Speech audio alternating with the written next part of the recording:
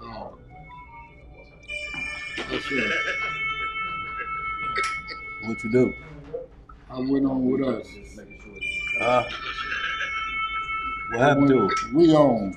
Now we Okay. live. No, I'm saying what happened. What? Yeah, that's what I'm saying. My thing came on. Oh, you got a notification in the Right. And Yeah, I said, yeah, okay. yeah. So we here anyway. Okay.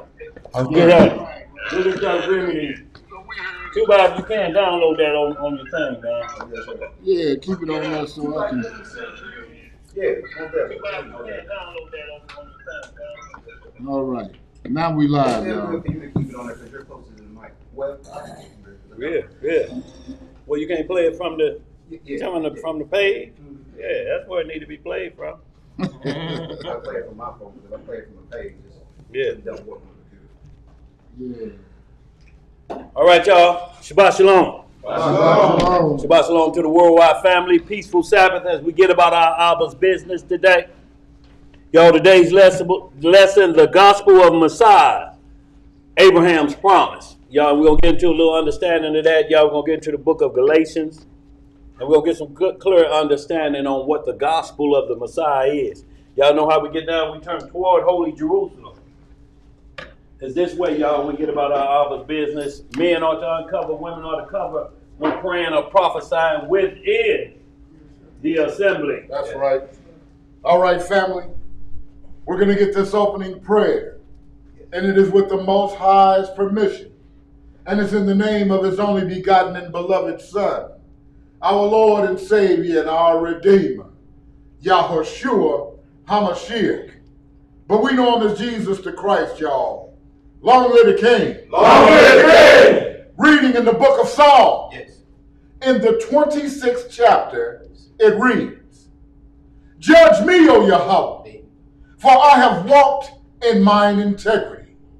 I have trusted also in the Most High. Yes. Therefore, I shall not slide. Yes, sir. Examine me, O Yahweh, and prove me. Try my reins and my heart. Yes. For thy loving kindness is before mine eyes, and I have walked in thy truth. I have not sat with vain persons, neither will I go in with dissemblers. I have hated the congregation of evildoers, Yes. and will not sit with the wicked. I will wash mine hands in innocency. So will I compass thine altar, O Master, Yes, sir. that I may publish with the voice of thanksgiving and tell of all thy wondrous works. Yes. Master, I have loved the habitation of thy house, and the place where thine honor dwelleth. Gather not my soul with sinners, nor my life with bloody men, Yes. in whose hands is mischief, and their right hand is full of bribes. But as for me, I will walk in mine integrity. Yes, sir. Redeem me, Yes. and be merciful unto me. Yes. My foot standeth in an even place. In the congregations will I bless the Most High. Hallelujah! Say Yes, God! sir. All right, y'all. Yeah. All right, y'all. Once again, the gospel of Messiah. What is it, y'all? The good news of Messiah. Y'all, when we get through understanding the Messiah and the connection to Abraham's promise, y'all will be clear on the gospel of Messiah. Given to him by his father, given to Abraham, the father of many nations, to bring forth this in the latter days, y'all. So we want to get clear on this. So if anyone asks you about the gospel of Messiah, we can get busy and understand what it pertains to. And then we won't continue with this wrestling over the priesthood of Aaron and not even come close to understanding the priesthood of Melchizedek. So y'all know how we get down. Our high priest, our one and only high priest and king, Yahushua HaMashiach, locally known as Jesus the Christ. Y'all, he brings forth the law to every male, every female, rich, poor, free or bond, Jew or Gentile, concerning his gospels, because that's who it was given to in the beginning. Adam and his family. Noah got off the ark. He gave it to all three of his sons, didn't he? Abraham gave the same law to Ishmael and to Isaac. So y'all, it's not like the world don't have the commandments, because it's within every individual that's called a human being has the makeup of the Most High. So, and what I mean by that is right and wrong comes with you when you're born, because it's intertwined with your soul. Whether you never see a law in these scriptures, you have senses, 5 senses that Reuben spoke about in the Testament of Reuben, and also in the books of Enoch, and the laws of those 5 senses. Those 5 senses are ward off evil. They'll let you know when evil's around. You get a cold chill, just like you say something don't feel right walking down this dark alley. That may not be a preacher like Richard Pryor say, but 3 or 4 Negroes with a baseball bat, waiting to lure me down that alley. So you don't go for every voice, you know. But when you feel something, you know it ain't right. You like, this feel dark up in here, you know. So, and then you stay away. You should, because if you still go on, what do you say when it brings drama in? I should have did what? Follow my first mind. Your first mind is always the mind of righteousness. That's why whenever the devil come, he always asks you, what did your first mind tell you? What did the Lord tell you? And once you answer him, then he casts doubt. You sure he meant that for you? Oh, well, I really don't know. Well, he could have meant this right here, the devil's playbook. And there you go peeping in there. Well, that do look fun right there. That part right there. Now that part where I get through in the lake of fire, is that the truth? It could be, but just focus on the fun. Just ask Eve. Right. Just ask Eve. Absolutely. So y'all, let's get right to it. Do we got any questions or concerns out there, too, Bob? No, sir. Okay, so y'all, we're going to get right to it and get right into it. We need to get some understanding of why the gospel of Messiah deals with Abraham's promise. So we're going to go right to John 8:56. Back it up if we need to.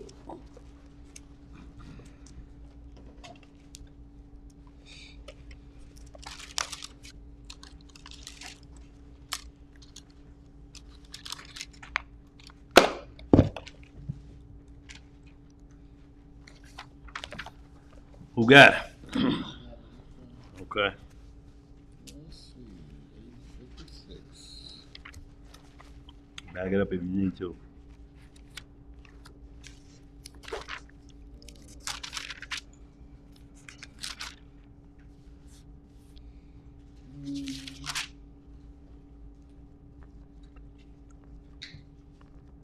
Tell you what, let's do this. Let's bag it up to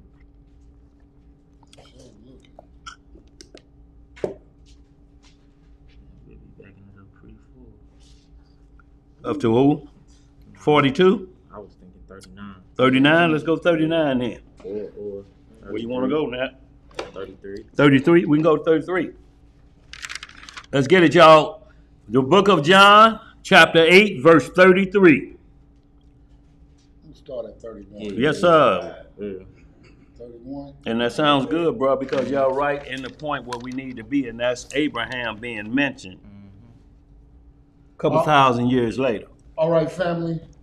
We're going to be reading in the book of John, chapter 8. We're going to start the reading in verse 31. Yes, sir. Everybody there? Yes, sir. Let's get some understanding, family. Then said Yeshua to those Jews which believed on him. They did what? They believed on him. See, he said, my sheep hear my voice. So this is who he's speaking to, y'all. He's not forcing it down nobody else's throat. You can lead a horse to water, but you can't do what? Make him drink. You can give a man truth, but you can't make him do what? Think. You know, you can lay it on the line, but if he's not thinking this matter out, you're wasting your time. Go ahead. Then said Yeshua to those Jews which believed on him, if ye continue in my word, then are ye my disciples indeed. And ye shall know the truth, and the truth shall make you free. What'll make you free? The truth. See, the truth releases all strongholds. It releases all bondage. So truth cannot be a deterrent, so to speak. Something that makes you feel like, man, I hate to do that, and it's truth. So y'all, this is what's happening now, that people make truth a burden, like saying the Bible is tampered with. That makes a burden for truth. How then do you know what area to trust? Then you got all this talk out here where we got the blue letter Bible, all of them still written in English. Modern English, new edition English, this new English, but you're still reading in English. You're not reading from the language you say it's been taken from that oldest version of that. But like we tell everybody, we don't get caught up into word etymology, because that's all it is. We are caught up in the law, statutes, and judgment. If you have any question about any Bible, go to Exodus 20 and Ezekiel 18, where the law resides. If the law is different in any one of those versions, then the book is no good. But changes of language. So if the root word of steal came from this group of people, it still has an action, don't it? Knowing a root word ain't going to tell us what it means if it's violating the law, because it has to say, now this word means this, and because it's breaking this law. Law still reigns supreme, y'all. So be careful that when they keep saying this word, well, what does it say in the Greek? Don't care nothing about that. What does this crime you're speaking about say in the law? That's where we should start. That's where you should always start, because how do you fix a crime unless you know what's been done wrong? Right.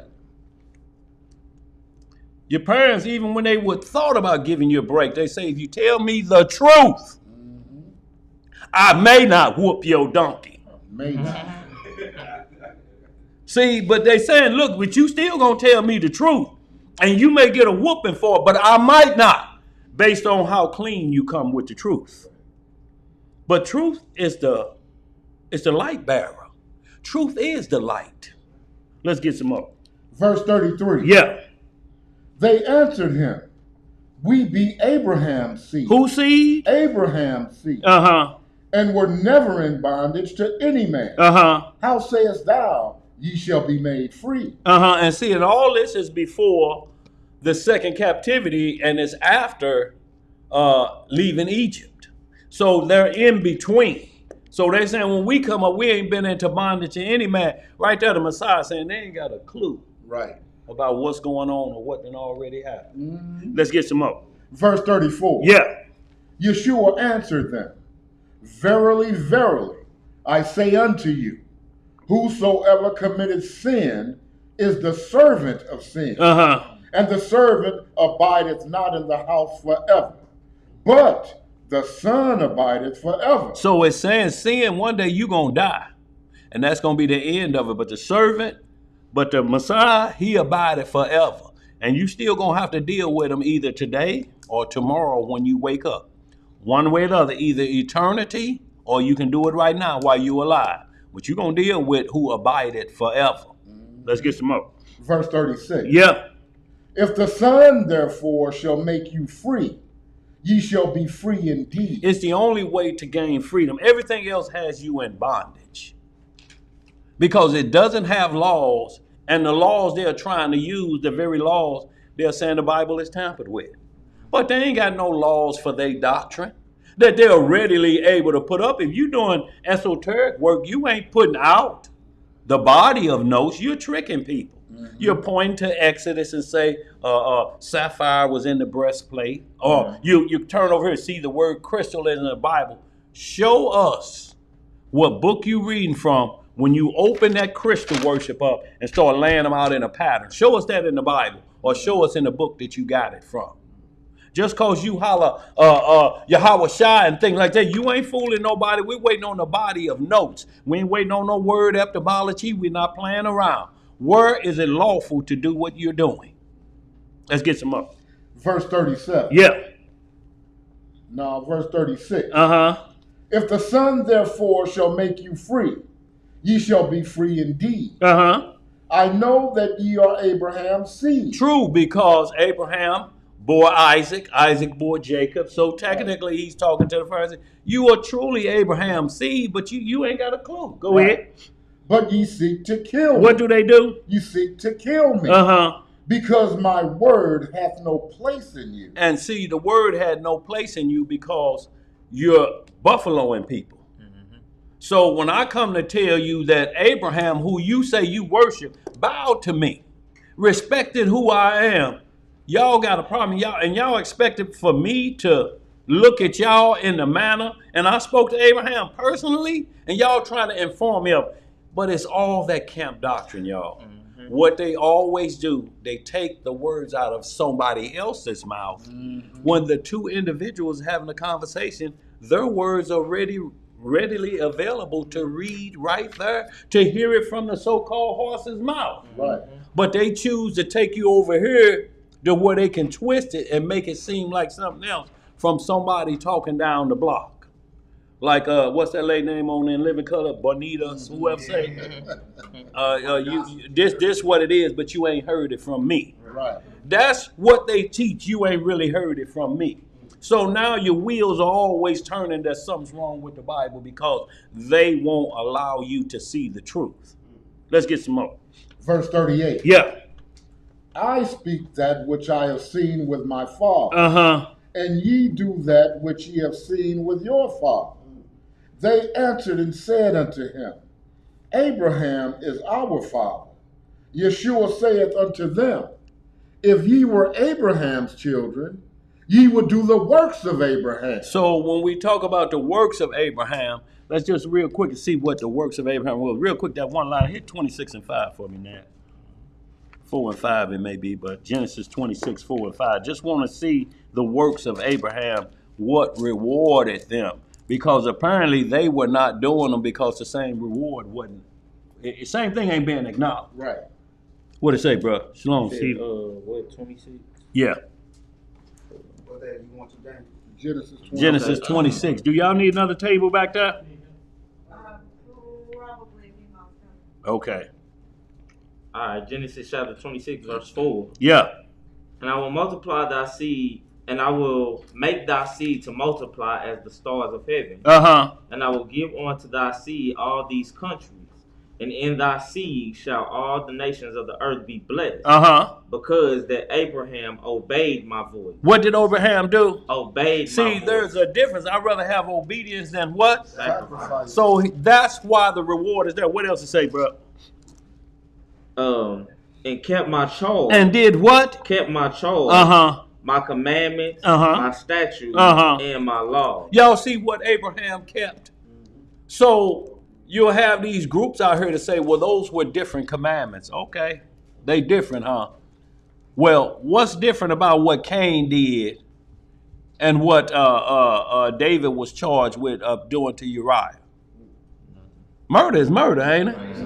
So how does the law go differently with what Cain did to Abel and another brother that slew his brother did? What's the difference? What's the punishments different? See, so y'all, this is what we're talking about. What we're talking about is Melchizedek law in the heart and in the consciousness. You don't have to walk around with it written all down all the time. This is where he's trying to get us back to. Y'all understand what we're saying? So y'all, this is what he's explaining to them. If y'all was about Abraham, y'all would do what Abraham did. So we just ran Abraham jacket just to let you know why the Messiah is saying this. Let's get some more. Let's get back in that John. Verse 40. Yeah. But now ye seek to kill me, Uh-huh. a man that hath told you the truth. What did he tell them? The truth, Uh-huh. which I have heard of Yah. This did not Abraham. Abraham ain't never tried to kill me. Abraham ain't never tried to kill nobody. Abraham was the what we would call on this side of the water the originator. Shalom, mister. The originator of this. Y'all, one of y'all may have to go over to the room. Theo, one of y'all grab another table back there.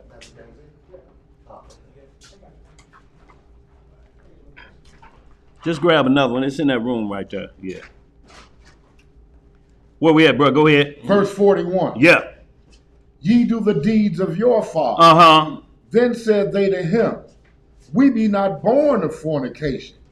We have one Father, even Yah. See, so he told him, your father, see, and notice what he was saying, you be born of fornication. You know, and see, that's where the contest was. You know, now they saying we don't be born of fornication. Mm-hmm. So they understand what he was talking about. And they trying to hurry up and get out of it, but he gonna straighten them out. Go ahead, bro. How you straighten them out? Verse 42. Yeah.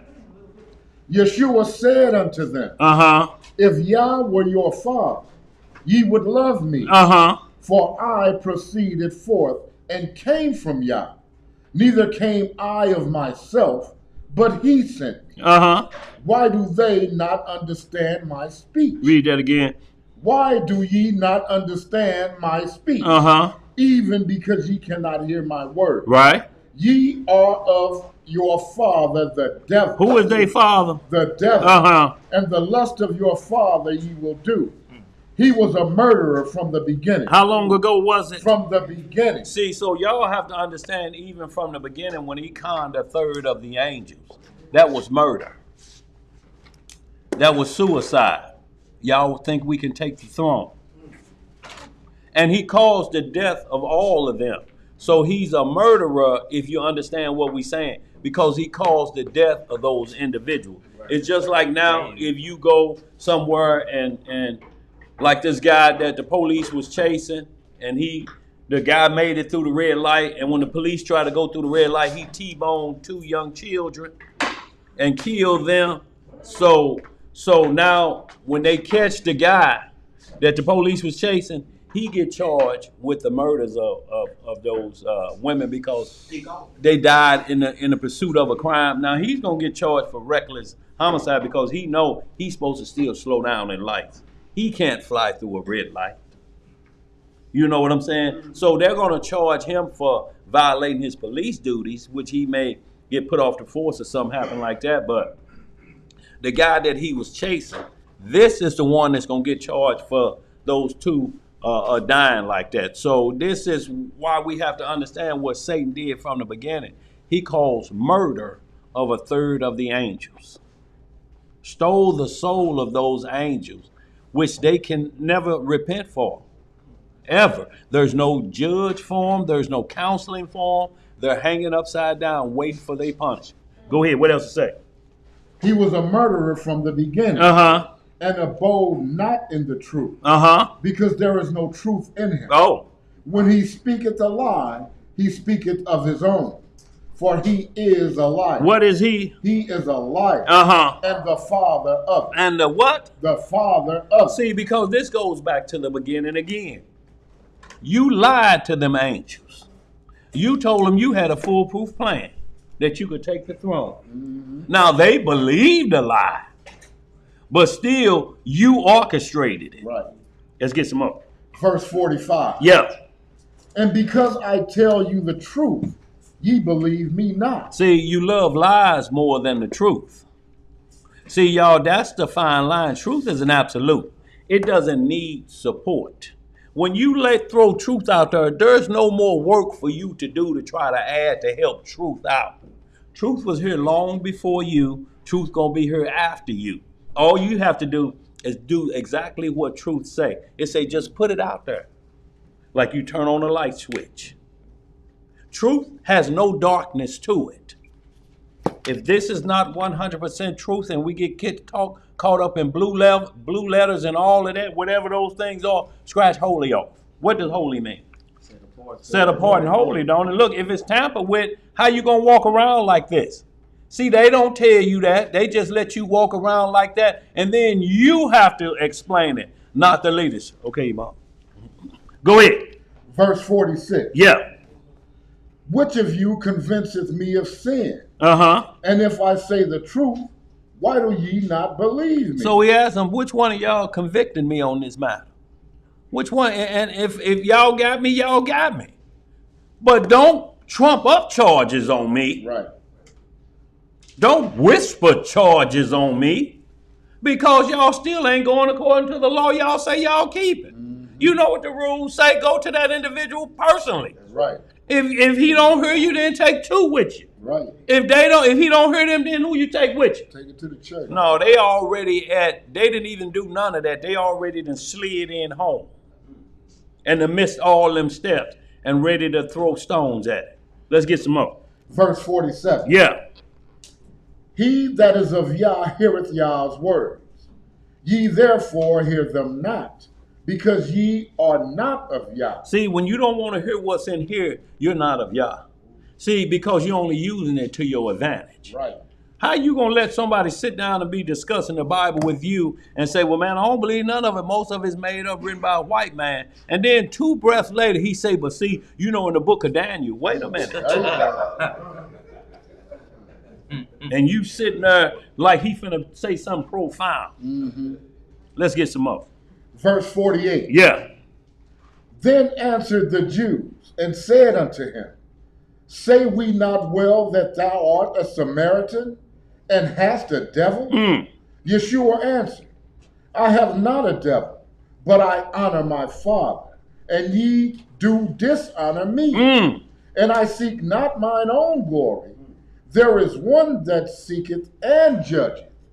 Verily, verily, I say unto you, if a man keep my saying, he shall never see death.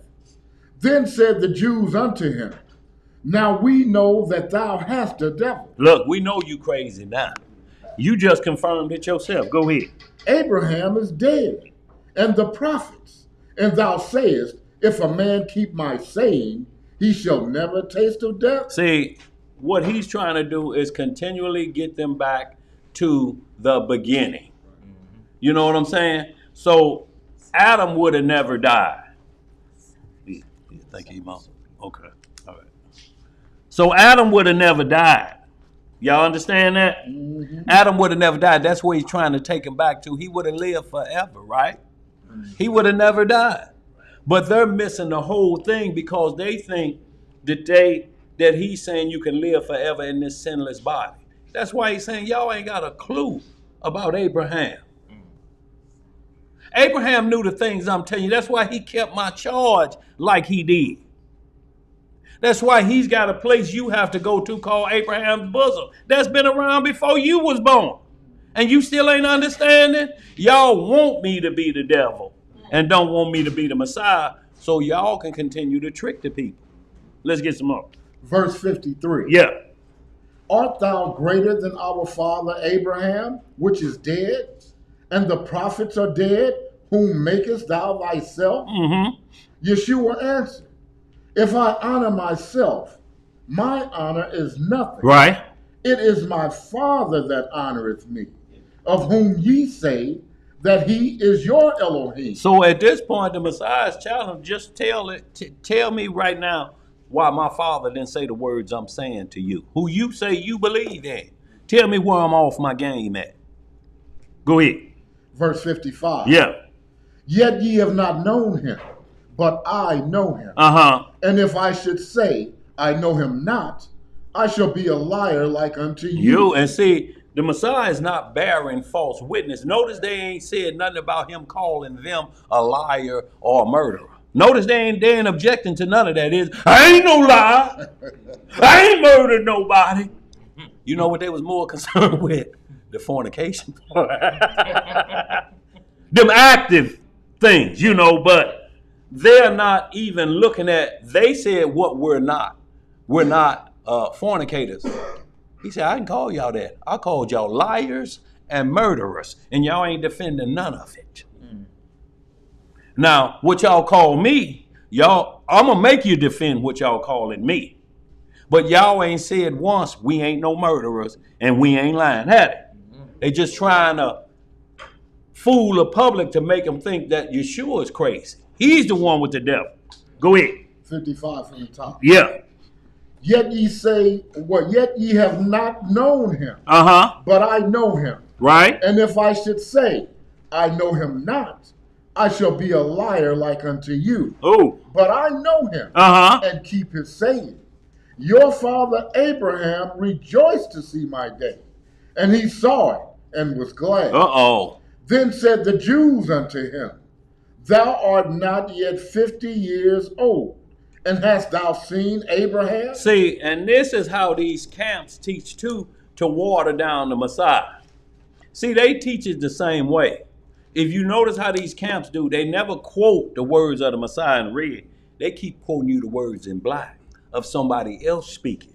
See right here, look right there. What the chief priest say to him right there? Thou ain't even 50 years old. Y'all understand? See, he was number 33 at the time, but they had to straighten the Messiah out right here.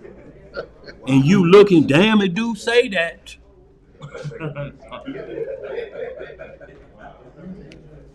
Yeah, pass it down. Yeah, pass it down, Mom. Yeah.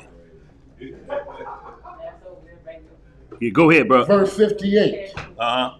Yeshua said unto them, Verily, verily, I say unto you, Uh-huh. before Abraham was. What did he say? Before Abraham was, Uh-huh. I am. Y'all see that? Before Abraham was, I am. So y'all, this is what he's trying to get them understanding. Y'all, I go back before Abraham. Right. Y'all ain't got a clue who y'all talking to.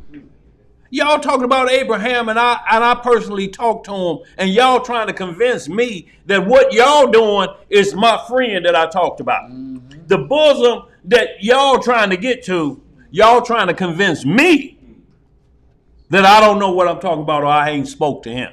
And y'all have. Mm-hmm. Get some more of that. Verse 59. Yeah. Then took they up stones to cast at him. But Yeshua hid himself and went out of the temple, going through the midst of them, and so passed by. And he said they crazy. So what we want to do is see Abraham seeing his day. So y'all, we're going to just touch a bit on these two chapters, then we're going to get into the lesson at hand. Genesis chapter 12, we're going to hit 18 because 18 saw his day. But what we have to make sure of is that we get everybody on the same page of understanding the promise. You going, Theo? Yeah. Okay. All right, bro. Be careful out there. The promise, y'all. What happened at Mount Sinai can do nothing to change the promise. The promise was to make sure we able to get back to the state of the Garden of Eden. Working in retirement. Tilling the ground with no sweat. Raising children righteously. No bastard slips. Y'all know what that means?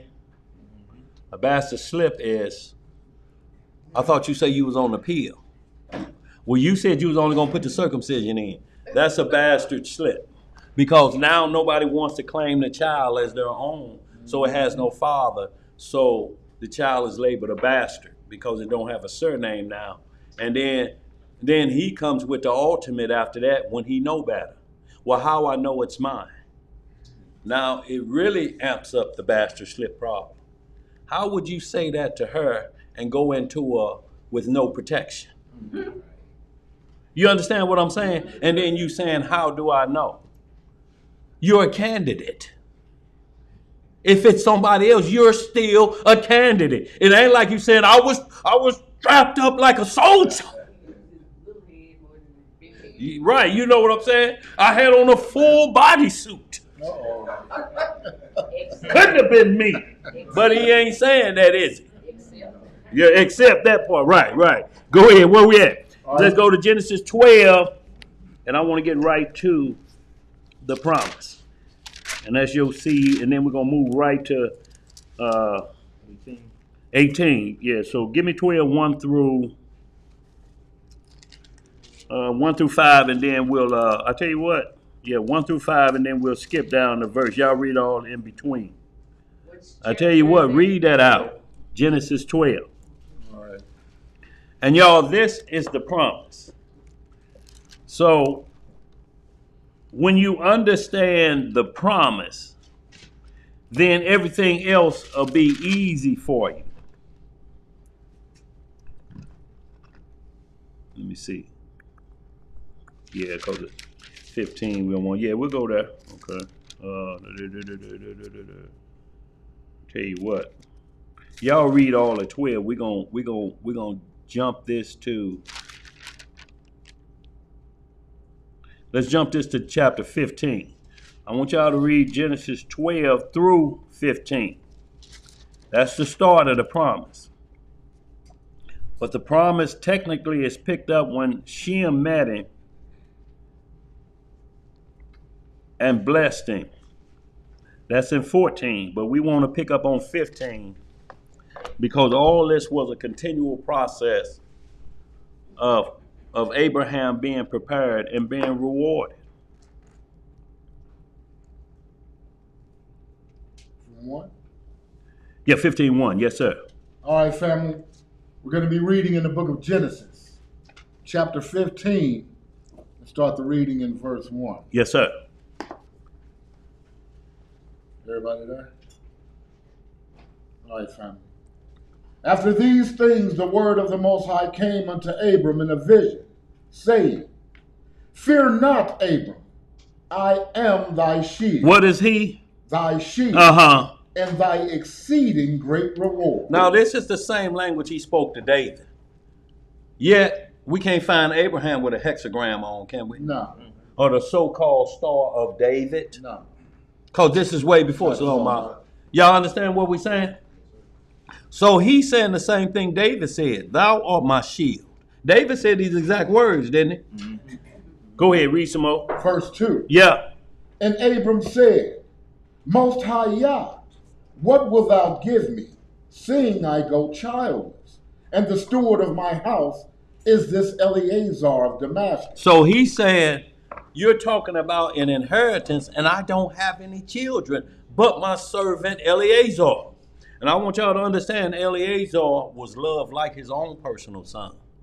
He went to see about Lot and Sodom. He went to go get Rebekah for Isaac. You wanted to give him the covenant. And Abraham wanted to give it to him. He said, is it him? Do he get the covenant for being in my house, not born of my loins? Go ahead. Verse 3. Yeah. And Abram said, Behold, to me thou hast given no seed. And that's male or female, right? Mm-hmm. See, y'all, this is what we have to understand, too. These camps are trying to convince you that seed only means male. If the Most High wanted it written like that, it would have been written. And thy sons that come from thy bowels, the promise shall be with thy sons only. Mm-hmm. Right. But it says seed. Dinah was a female seed of Jacob, wasn't she? Mm-hmm. Was the laws looked at any different when Shechem came at her? Mm-hmm. It was trouble, wasn't it? Yeah. Treat our sister like this. So we had a love for the sisters, didn't we? Yeah. Or is it only Israelites could dog them out, but no other nations? Let's read some more. And Abram said, let me see. All right, we did that. Verse 3. And Abram said, Behold, to me thou hast given no seed, and lo, one born in my house is mine heir. You see how one born in his house, he had a servant born in his house, which still belonged to him, but didn't come out of his loin. Right. He said, this who you talking about, Lord. Now, I want y'all to understand, this is why we're talking about the mindset of Abraham. This is a Syrian that he's ready to give a promise to. Mm. That's why he's telling the Pharisees that of Israelite stock, y'all ain't got a clue what y'all was talking about. Y'all don't even know before Levi was thought about. In the 14th chapter, I just broke bread with Melchizedek, who happened to be Shem at the time. Y'all ain't got a clue what's going on. This before y'all was even thought of. Bro, in Genesis 15, just getting at 15 and 4. And behold, the word of the Most High came unto him, saying, This shall not be thine heir, but he that shall come forth out of thine own bowels shall be thine heir. And he brought him forth abroad, and said, Look now toward heaven, and tell the stars, if thou be able to number them. And he said unto him, So shall thy seed be. So if you can number the stars, and look, if you could number them, the Most High say, I know all the stars by name. So there's a whole number of them. Mm-hmm. But if you can do it, because y'all know anything throw you off. 1,016,000, 1,017,000. Daddy, huh? Where I stop at? I got to start all over again. You think trying to stop right? You think trying to stop your gas nozzle on all zeros? I want to stop it on $10. Damn, it stopped on 10.02. I'm gonna stop it on 11. Damn. $26. I'm gonna stop it at 26.01. The tank is full because you trying to get that perfect click. Leave me alone. Let's get some more. Go ahead. Verse 6. Yeah. And he believed in the Most High. What did he do? He believed in the Most High. Y'all, from Genesis to Revelation, this is the key word that sets you apart from everybody else. Do you believe? Right. If somebody tell you this got holy on the front and say don't believe every word in there, that's a problem already. I have to believe it. I have to believe it. What you got that the white man ain't wrote? What Hebrew University or Hebrew Manufacturing Bible, Blue Letter Hebrew, run by Israelites, owned by Israelites? Where is that? Do you know where it's at? No, I ain't seen it. See, y'all, this is how we get entangled into them things, you know. And see, wasn't no print presses, and wasn't no J Light. You're talking about print presses? They came out in the 1400s by the Chinese. So as far as back you can go down to the 1400s when you're talking about printing presses. Who was the first people to introduce the printing press? So if it ain't 1400, we got a bad book here. All we want you to do is take us to the law in this King James Version and take us to the law in that Blue Letter Bible. Everywhere, all the Deuteronomies, and tell us where they differ in the law. Don't play that language game with me. See, in the Greek, they pronounced it, oh, how, ew. But see, in the Hebrew, because it slashes with an A and cuts with an I, it's yeah. And you sitting there, yeah, you know what that, I don't know what the hell you talking about, Bob, and rubbing your chin hair. Yeah. You don't know what the hell he's talking about. He don't know. Let's get some more. Nobody know what's going on. Ain't no interpreter there of those words he putting down. But the law stands supreme because it's truth. It says thy law is what? Truth. And it say word etymology is truth. Let's see in the book of 2 Timothy chapter 3 verses 16 and 17. What it say, bro? It says all scripture is given by inspiration of Yah. It is profitable for doctrine, reproof, correction. All scripture, not some of them. All scripture. Mm-hmm. Doctrine, reproof, correction, and instructions in righteousness. Mm-hmm. All scripture. That's all scripture. So the bottom line, when you're getting reproof and correction, that means law. So law reproofs you, don't you? Mm-hmm. It's the law that does it. Right. Because if there's no error, there's no correcting on our part. Why are we correcting and ain't nothing there? That's like we say, I'm gonna get you. That's like somebody go to the emergency room and they just sitting in there like this. Do do do do do do do do. Oh, he hurt bad. Ooh, do, do. Number 39. Yes, that's me. What can we help you with today? Nothing.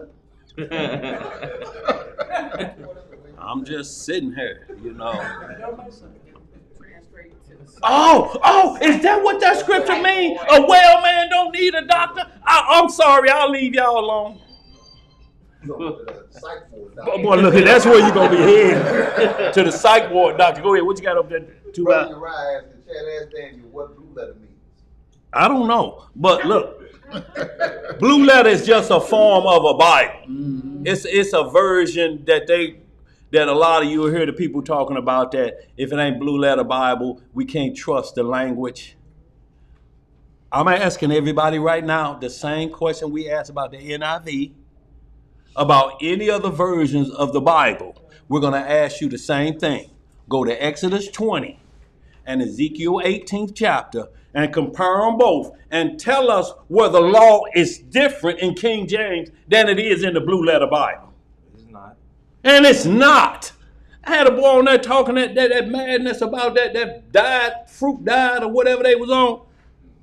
Well, see, in the Blue Letter, I'll say, get the Blue Letter. Let's go to Exodus 20. You got it? I'm on my way there. But see, bro, what I'm trying to tell you, Blue Letter Bible and Exodus 20. Well, see, what I'm saying is, see, Adam had a different covenant than the Messiah. Where you reading that at? In the Blue Letter Bible? Well, no, see, and we got all the way from Exodus 20 in the Blue Letter Bible. Does anybody put Exodus 20 up yet in the Blue Letter Bible? Do anybody got the Blue Letter Bible that we can pull up Exodus 20 right now and see what makes that version better than the King James version?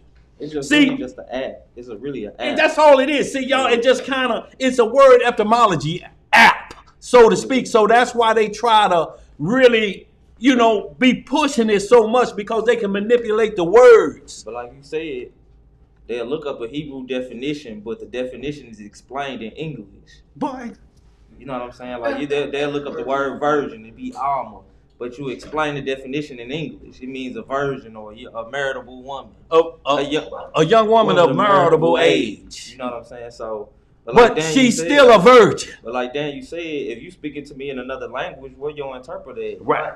We speak English, so speak to me in English. That's right. You know what I'm saying? So, you just gotta be conscious of that, because But they will try and run that on you. Well, see, it don't have the power that Hebrew do. Well, the problem is you ain't got no power because you explain everything to me in Hebrew. And you give me 2 Hebrew words every now and then. Right. And over here, and see, brother, what that is. But you explaining it in English. Right. And then that ain't even a pure Hebrew. It ain't even pure Hebrew, bro. Y'all just a play on words. Y'all keep them on the law. Anytime y'all hear anything about versions of the Bible, I don't care if it's the NIV. Well, Acts that 1 verse 38 is missing. It ain't missing. It's in the footnotes. Word for word, letter for letter.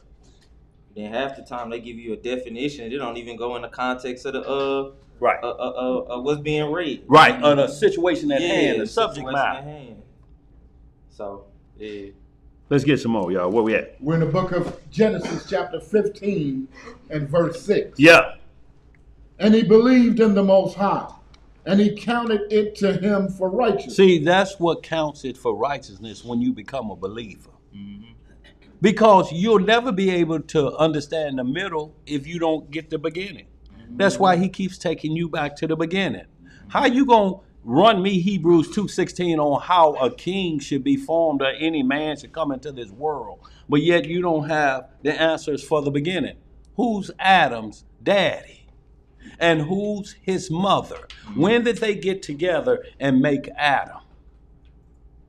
So you're using wisdom of Solomon, hoping I don't say Adam. Who's Adam's daddy?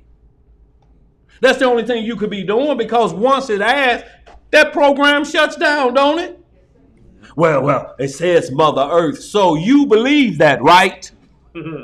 But you don't believe Christ was sired without lust from the Holy Spirit. But you believe a dirt man was formed out of the most richest virgin earth that had never been plowed in. And understand this, this earth wasn't plowed in. Right.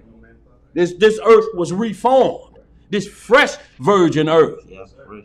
But he formed them, and you looking at the color of dirt, and you think it's actually the color of dirt. He said, hey, dirt man. And you're not looking at the spirit inside the dirt. You think, and then you run the color game. So now we compare it with dirt. Right. So when somebody calls, hey, dirt, what you gonna say? You get mad then, don't you? Who you talking to? Better watch your mouth of another nation. You said y'all look like dirt, didn't you? Right. Lamentations 4 say we came down to the ground like dirt after we kept breaking the law, statutes, and judgments. Don't y'all understand this color game and word etymology takes you farther away from the scripture than bring you closer to them? Because they expect you now to be an English major. And see, brethren, until that brother that sits up there that they call the orator, yes, he can read well. but he doesn't have a personal high priest.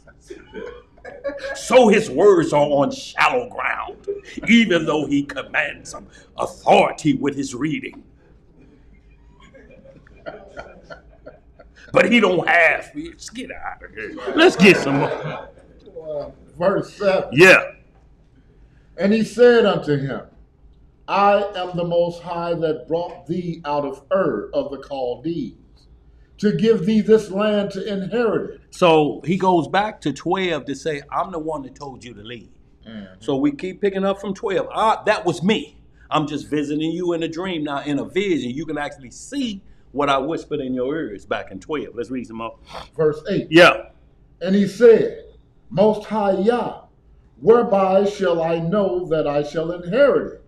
And he said unto him, Take me an heifer of 3 years old, and a she-goat of 3 years old, and a ram of 3 years old, and a turtle dove, and a young pigeon. And he took unto him all these, and divided them in the midst, and laid each piece one against another.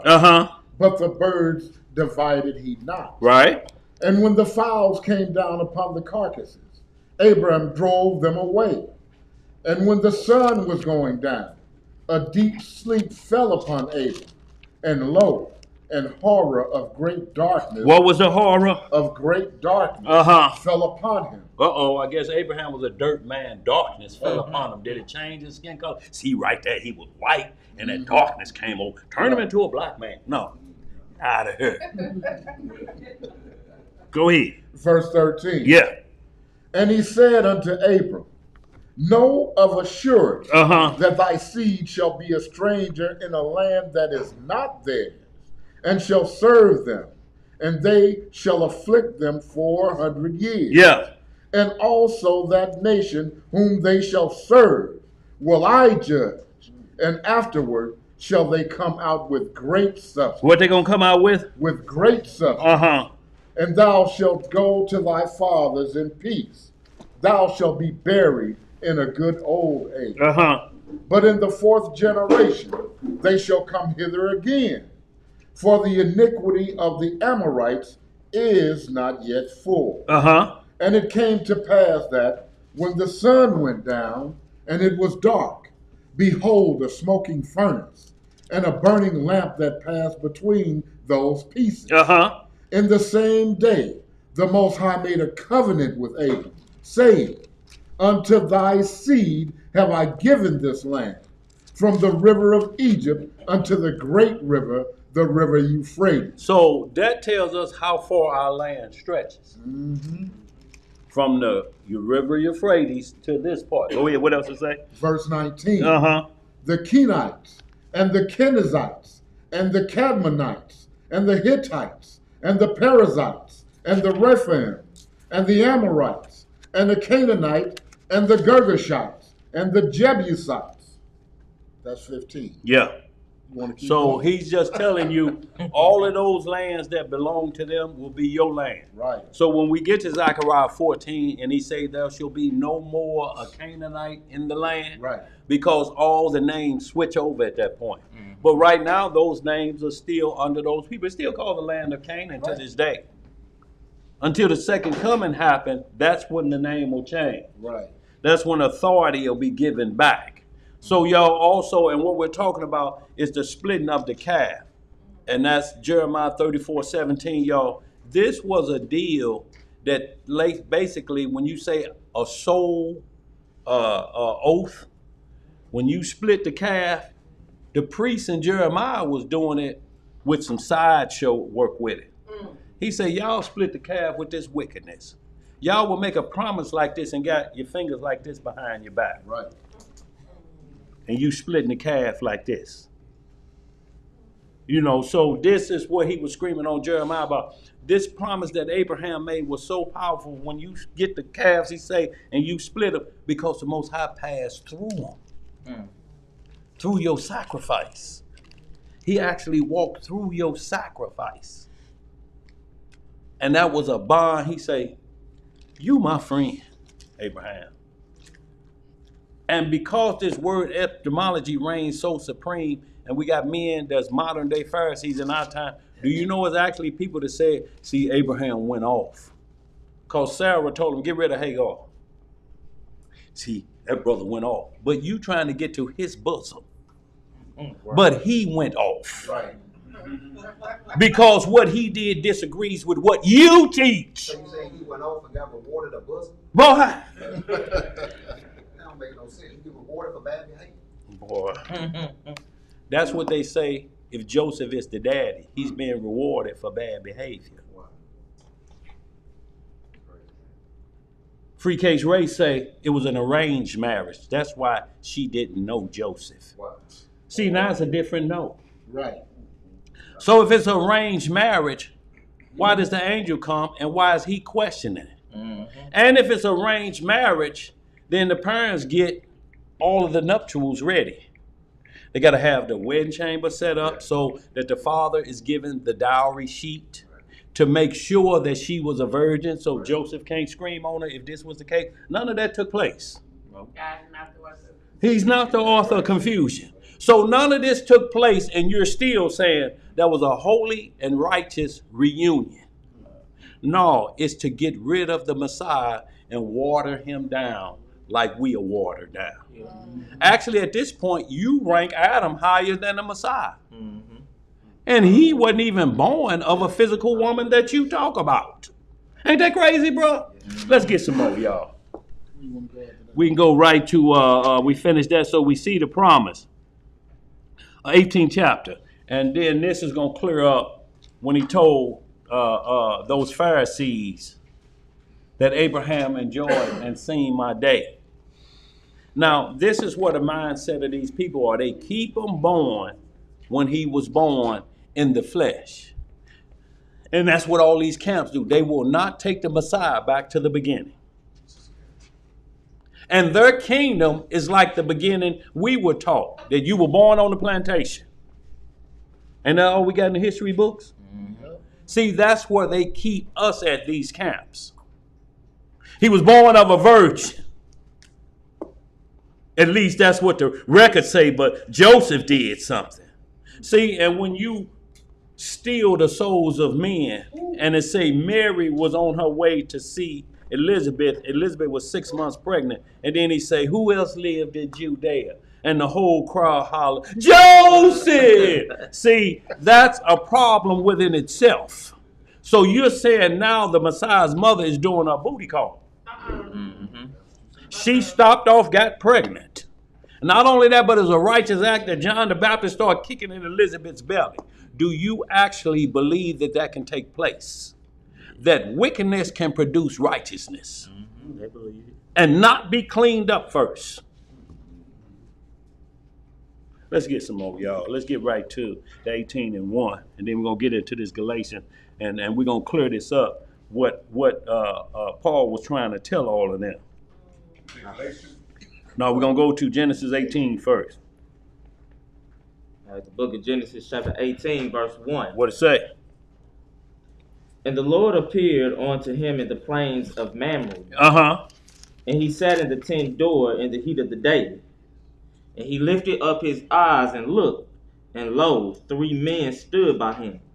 And when he saw them, he ran to meet them from the tent door and bowed himself toward the ground. Now, see how the Bible language is? See, this is what confuses people, like in the garden, that you think Adam was right there while the devil was seducing his woman.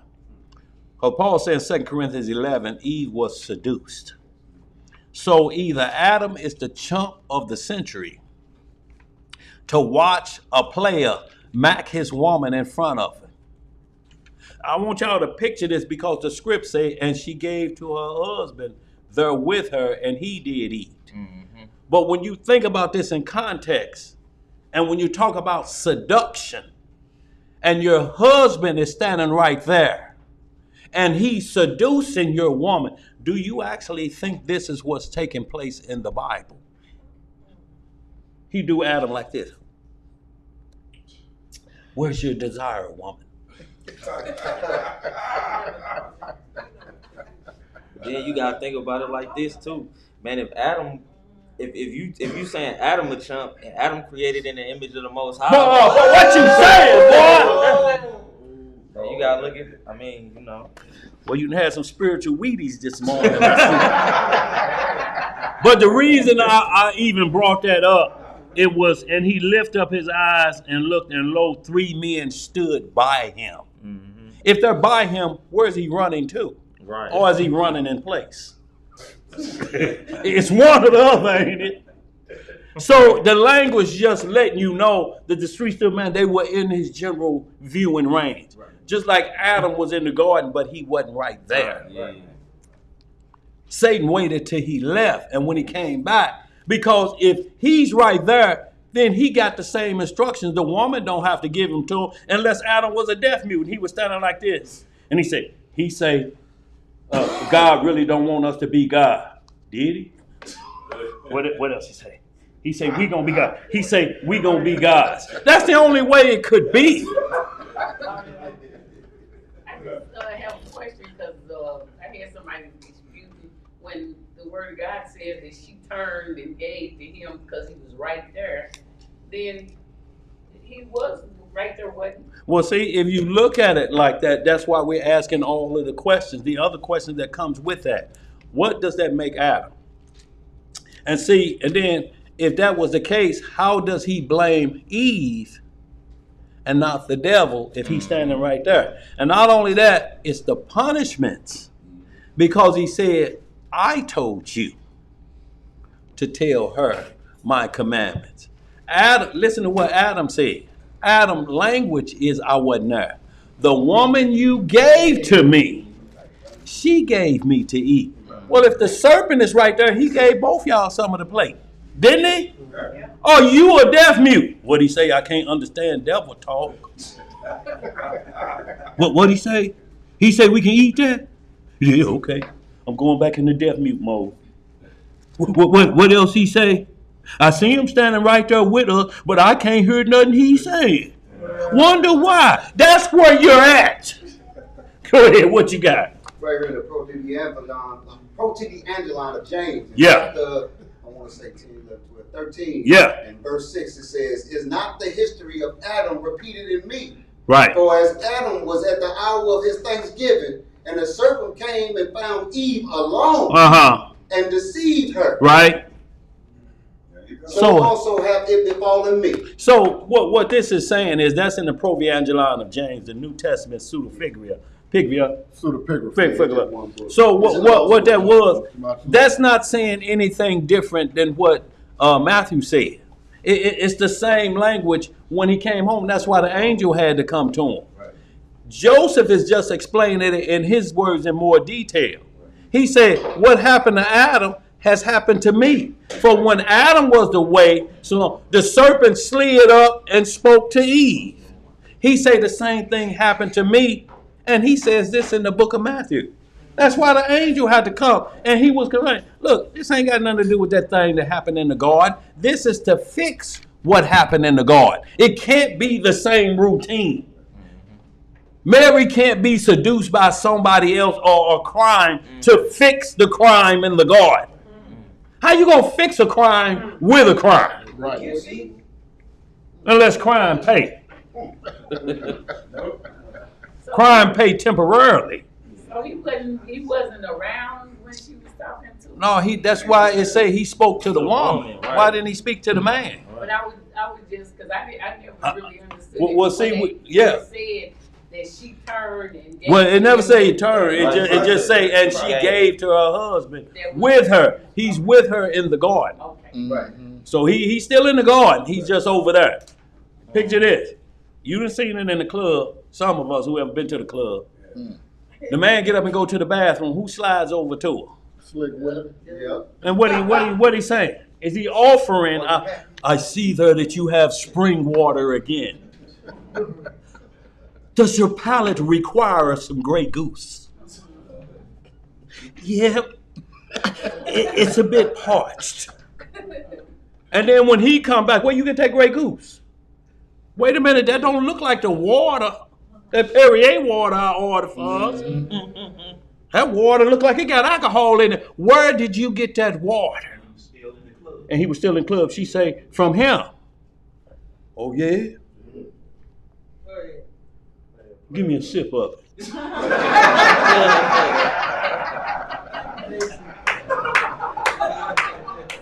See, that's the only thing could have happened. If you have him standing right there. But the punishment is not a right there punishment, because both would have been punished with the same exact crime. He's an accessory to the crime after the fact. Instead of saying, who told you that? Mm-hmm.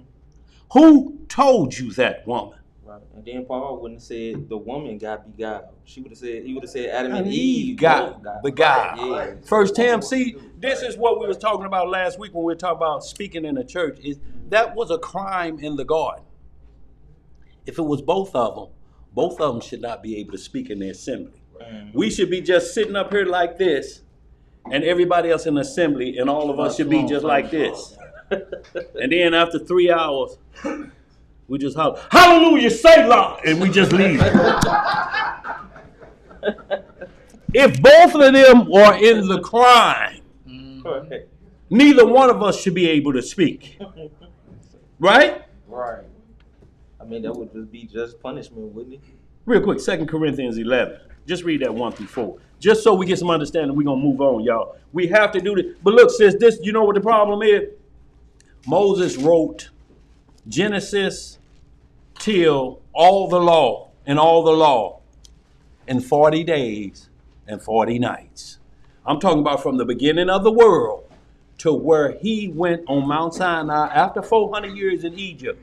He wrote the world events in 40 days and 40 nights. You can't do it. What you were doing is writing in whole numbers.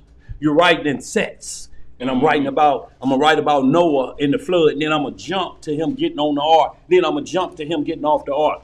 But the book of Jasher, these lost books go into the day-to-day events of what happened. He couldn't write all that down. So the Bible is a summary that mentions these books. That breaks it down. To where you go into, but only these books that coincide with the law, not word etymology, the law. This cannot break this law, or it don't work with this. This book, the Apocrypha, cannot break this book's law, because all of these books compile this one. That's why they were taken out of the God's original. Well, they were not taken out. You got the whole summary. But I mean, they weren't in. Well, if they were in here, you know, you have to wheel your Bible in. You have to have a truck bring your Bible in, because the books are so many. So it's so many books. We got the book of Edo out there, the book of Nathan, the prophet. We ain't got a hole in none of these books, but they're mentioned in the Bible. If they're found and they're not lost, that means that they made the Bible a summary. We're going to take some, like the book of Enoch. They watered it down. Well, not water it down. It's got its full strength. You just need what was taken out to confirm, and you really don't need that, because the answers are within here. If we didn't use these today, everything we're saying you today, this still gets it done. This still tells us who the true Melchizedek was. It tells us everything that these books already do. Go ahead. But I'm just saying, from me being in the past a Sunday worshiper, Yeah. and the Bible seemed like it's so much in this confusion, and the first. Because you was on the wrong day. Yes, and the thing of it is, it was the confusion. It was a confusion. The false doctrine, the false day of worship, and then the more. Think about it like this. Think not to cut you off, but think about it like this. You at the doctor's office and you were supposed to be there yesterday, and you wait, and then finally after you see everybody go in before you, like this some BS. They got me messed up. Yeah, I'm supposed to be in here. Now I done talked to Dr. Rufus, and he said it. Ma'am, Dr. Rufus had you scheduled for yesterday. What, today is the 13th. Damn, today the 14th. And you looked, oh, it is the 13th. So Sunday worship got you on the wrong day to worship. So everything is already out of whack. It's out of sync, because so everything is sliding downhill already, because the wrong day is already chosen that you think is the most sacred. But yet you're the most confused on the day you think is the most sacred. Because anybody that that man preached today. That man preached a sermon. What he preach about? You know, I don't know. Shit, I can't remember. But he sure preached. He entertained you. Right. He called the band up. Y'all know this? Play that song. They know what song to get you going. And he ain't talking about nothing.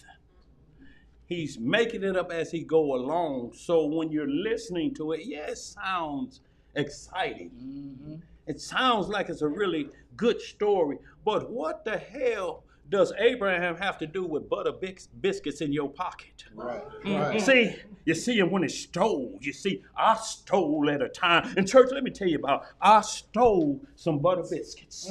And how I got caught is because the butter melted through the back of my pants and they saw the stain and they say, there's the butter biscuit still. So church, I'm telling you,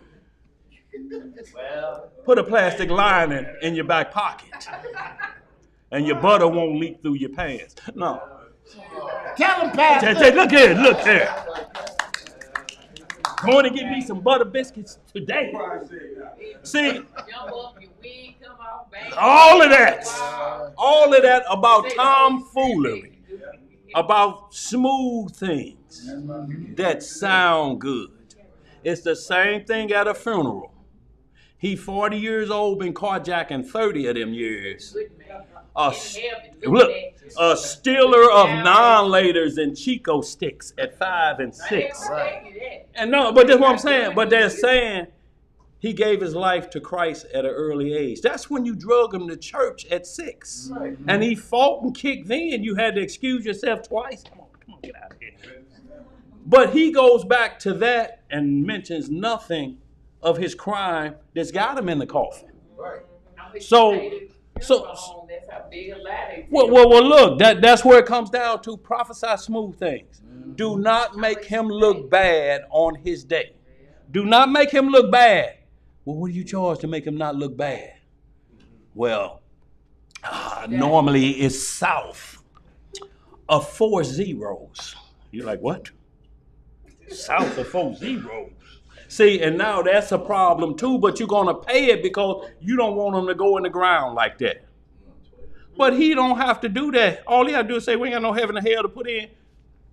May the Most High have mercy on his soul. That's the best we can do for him, y'all. But you can't go up there and give a speech, but that's what I'm talking about. Well, look, says that all that's afterthought. What we're talking about is starting off on the wrong day. That did it up front. Y'all, this is what we're talking about. Starting off wrong, you can't end up right. If you don't start off with the law and you start with word to etymology, you're going to end up confused. You're going to not know what book to get. All you're going to do is up the prices for Blue Letter Bible, and you're still not going to come to the understanding because the person I talked to about the Blue Letter Bible still didn't know it was a judgment day. Still could not find what he's saying in the Blue Letter Bible. What about Judgment Day? If this is tampered with, you can't have a Judgment Day. You know that, right? It's impossible to have judgment when the Bible tells. Can you go to court and the police is on film planting dope in your car? You just sitting back like this. I ain't worried.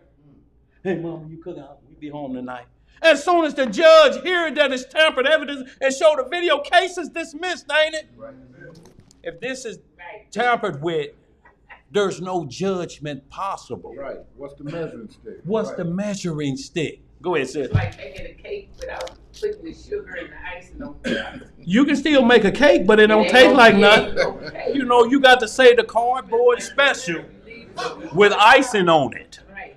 Because that's what it's going to taste like, cardboard. Just like this preacher just said that he needed a new Bible because he couldn't tell the women or men that have been in adultery or fornication not to have sexual pleasure. He said he needed a new Bible to do that? He needed a new Bible because they, who was this? Jamal Bryant. Jamal Bryant, he crazy as hell anyway. That's the one that took over for somebody down there, didn't he? He took over for another big preacher. Eddie Long, that's who he took over for. He was saying something crazy the other day. He wanted some people to do something. Well, yeah, he said we finna get into the weed business. So But I'm saying, you know, your congregation ain't ready for that. Right. Without explaining herbs, right, natural and righteous herbs first. Now it's a business. We finna make some money, y'all. The church gonna make money. Next, what it will be? You gonna join in on pedophilia? Oh, that's what. Look, you got half the church thinking that smoking weed is the worst thing you can do on planet Earth, and he say we finna get into the business of it. He ain't explained nothing to them to convince him. He's just saying the state done legalized it. Well, feds ain't legalized it yet. And now you're putting out something that possibly could get your congregants arrested. Pastor Jamal said, let me go. Let me go. He said, I can grow some reefer.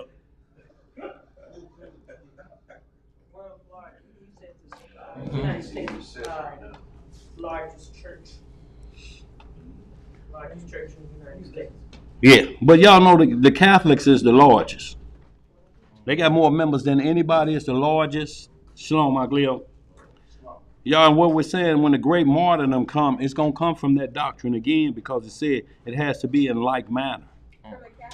Roman Catholicism was the great slaughter in 70 AD. That has to happen again, and it's going to come from the same group. It says, just like they were killed, you're going to have to be put down the same way. They'll be in the mix of what happens with the second martyrdom, the city that sits on 7 hills. Let's get some more. All right, the book of Genesis chapter 18, verse 3. Yeah. And said, my Lord. Or did we hit that? No, you didn't hit that 2 Corinthians. Yeah, 2 Corinthians. I want you to hit that real quick. Who got that? 2 Corinthians 11, 1 through 4. Anybody? Yeah. The book of 2 Corinthians chapter 11, verse 1. And this is just to clean up was Adam right there. Go ahead. Would to Yah you could bear with me a little in my folly. And indeed bear with me. For I am jealous over you with godly jealousy. For I have espoused you to one husband. See, he's jealous over you with godly jealousy. I espouse you to one husband. You only have one husband, you know. Go ahead. That I may present you as a chaste virgin to Hamashiach. Right. But I fear, lest by any means, as the serpent beguiled Eve through his subtlety. See, so how did Adam not get caught up in the subtlety? Right. If he was right there. Go ahead, what else to say? So your mind should be corrupted from the simplicity that is in Hamashiach. For if he that cometh preacheth another Yeshua, whom we have not preached, right, or if ye receive another spirit, which ye have not received, or another gospel, which ye have not accepted, ye might well bear with him. So right here, y'all, it's clearly telling you, he said Eve got seduced. If Adam was right there, he got seduced too. But they were asked different questions. Did you eat from the tree? He said, the woman you gave me, she gave me of the tree. So this is what I'm saying. Adam would have to be a deaf mute and can't understand none, and Eve translate. What you say, devil? He say, we gods. We gods? Hold on, I'm going to ask him something else. Okay, ask him something else. What else he say? And not once do he say, ain't we going to get kicked out the garden for this? Not once. But see, he came to Eve. What did I tell you?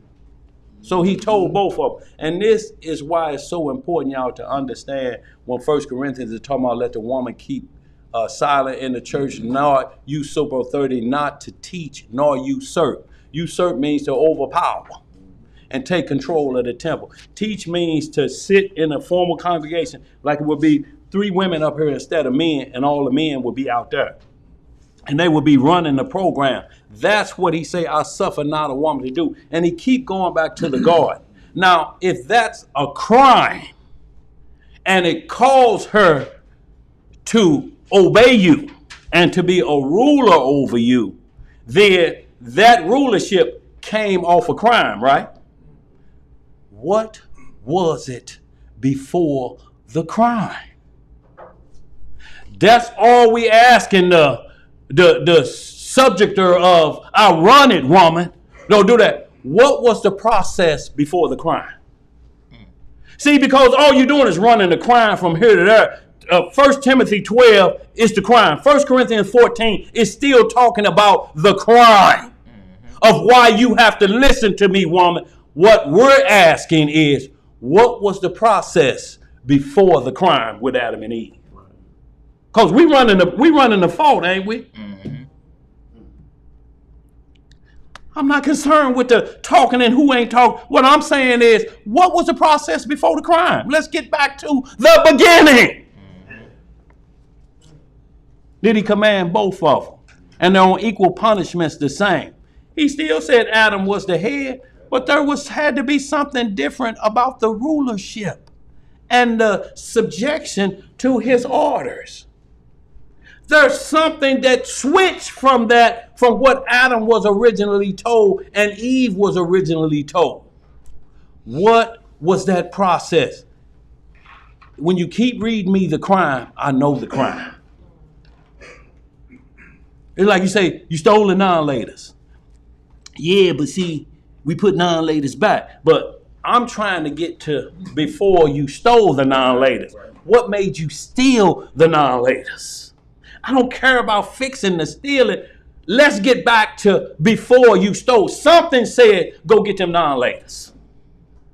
What was it so we can get rid of what says, go get them non-laters and break the law? That's what I'm trying to get back to. And they can't seem to answer that, bro. That's not hard, is it? All we want to know is what was the rules before Eve sinned? What were the rules? And ain't no answers, y'all. You know why? Because they ain't thought outside the box yet. So when you run 1 Timothy chapter 2, verse 12 through 15, it goes back to the garden. And say, it's because of the crime. But this is how they can fix the crime. If they do this. Just run that real quick and we're going to move on. 1 Tim chapter 2, verse 12 through 15. See, because the only parts of that scripture is looked at is teach and usurp. But we don't get to the fix of the problem. So we stay in a broken state, like giving you a new prescription for the disease you have, and the disease never get healed. Mm-hmm. It's another side effect. It's another side effect. Mm-hmm. It's another side effect. Mm. What did it say right there? 1 Timothy 12. 1 Timothy 2. 12 through 15. What did it say? It says, but I suffer not a woman to teach, nor to usurp authority. Bag it up first. Bag it up to 11 or 10. What you got? 11. 10. What verse 10 say? 9. 9? Yeah, go ahead. 9. Yeah. Verse 9. In like manner also, that women adorn themselves in modest apparel, with shamefacedness and sobriety. So before we move to the next verse, let's explain shamefacedness and sobriety. What does shamefacedness mean? Because and modest apparel. What is modest apparel? Is it designed in the Bible anywhere? Does anybody have a chapter and verse? And to the woman, thou shalt ensure the dress shall not rise above your hemline. Thou shalt keep a dress below the shin bone. Mm. Thou shalt not wear cleavage out. Thou shalt not have thy hair whipped up, that thou cannot sleep, but sleep with your head hanging off the bed, so that it don't mess up that hairstyle.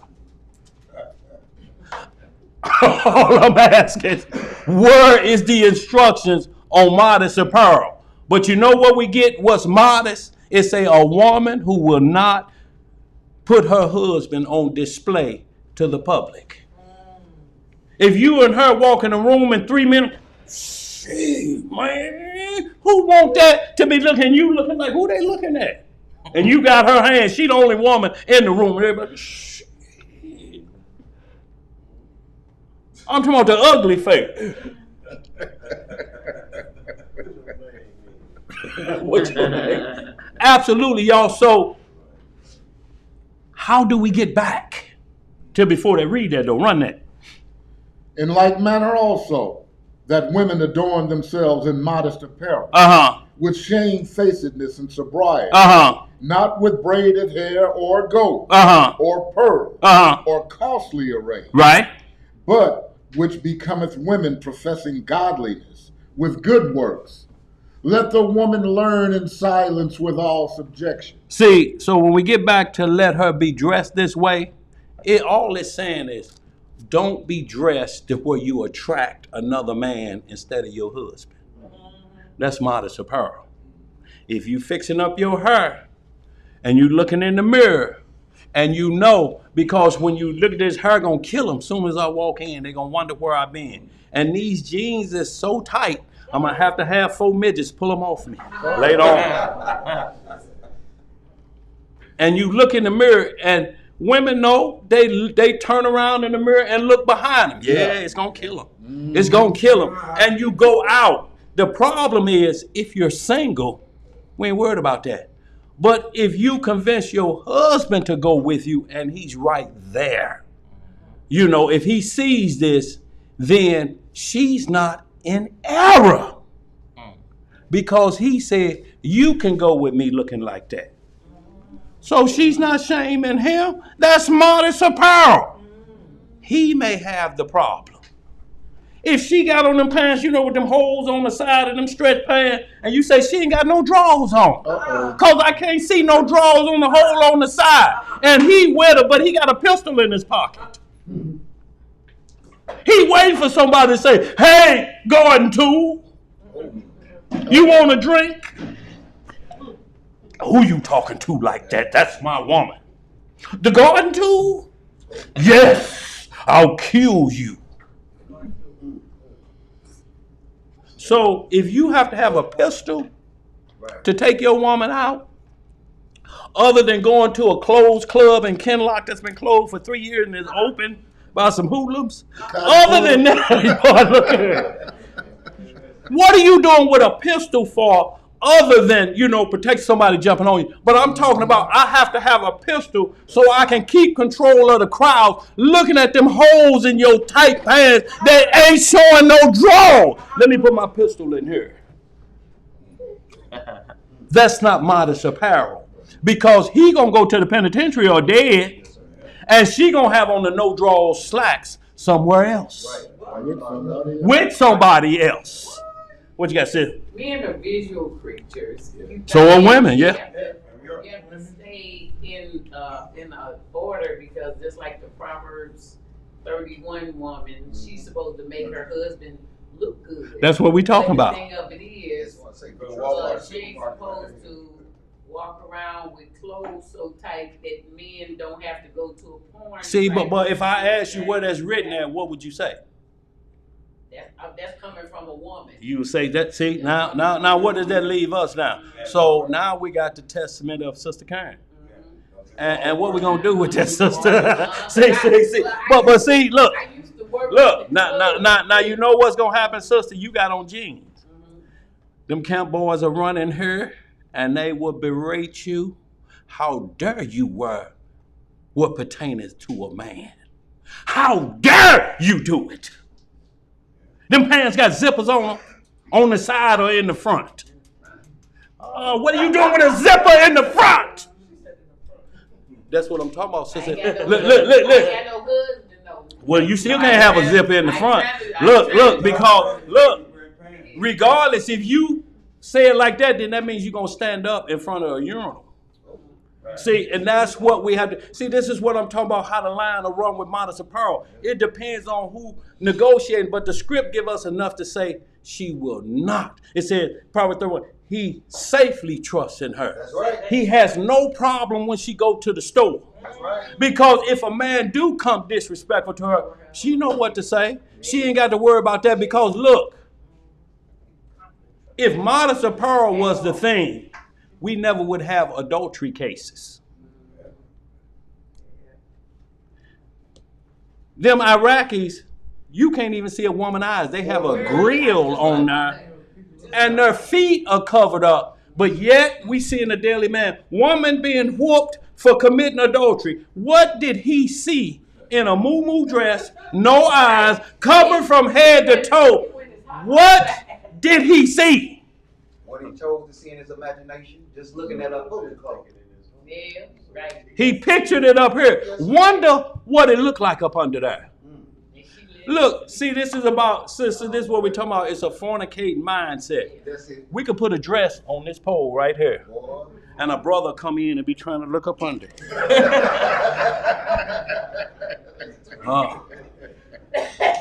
I was just trying to see what little skinny had up under there. So, y'all, it's not about that, sis. It's about the respect of one covenant that you don't be disrespect or you don't have to worry about that. Same way with a man. If he went out talking about, I'm finna go to the club and he got on some biker shorts with no drawers and a wife beater, what you think he going to do? Yeah, they talk to, well, the way I lead off on the electric slide and, they say I'm the best stepper up in there. So, baby, I got to go do work and people look for me. They look for me to show them how to move. No drawers and a wife beater on. Do you know that's what Eddie Thong had on when he took a picture and sent it to them boys? He's in the shower taking a picture of himself, not sending it to his wife, but to boys that's got his name tattooed right here. Y'all want to see a perfect example of it? It's a new movie out with that boy, the dark-skinned bro. He from St. Louis. Kind of got some red lips a little bit, playing that This Is Us.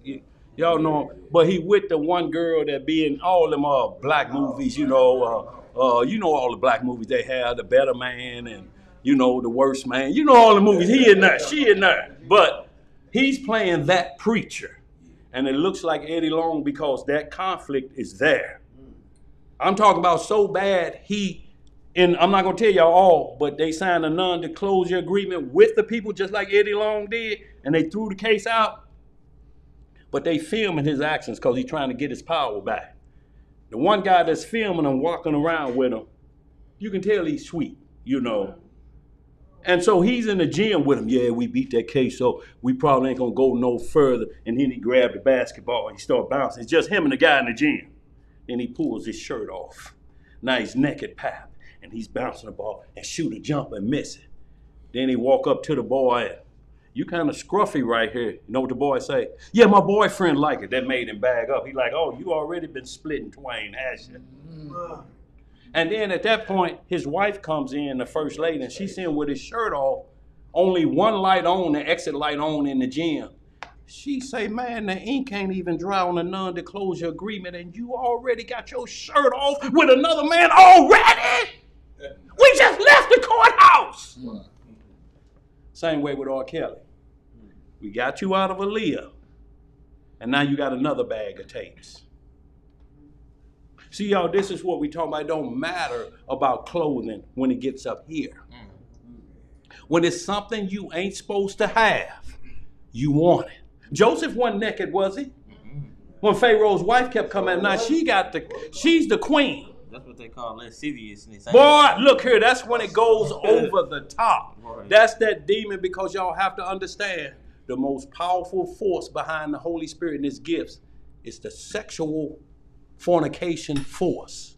It comes right behind it. And if he can get you to cause that problem with the Holy Spirit, you're a two-piece. The sex powerful spirit is reigning supreme because that's all they reward their members with. An orgy, that power of the sex. After that, they have no more reward, do they? It's the only reward. It always leads to an orgy. That's the final stage. All the rappers talk about the mansion party, don't they? And decadence is going in there. We looking indoors. Right. How you in a house and each door ain't got righteousness in it? That's what Cat Williams said. Boy, sure did. And they say, but guess what? They can't tell who they saw in the decadence rooms. Because what you doing in the decadence house? Right. Looking indoors anyway. What you doing there anyway? Like I say, it's almost like this boy that took the Bible to the strip club. I'm going to quit lusting after women. This going to help me in the strip club. Right. Watch yourself, Delicious.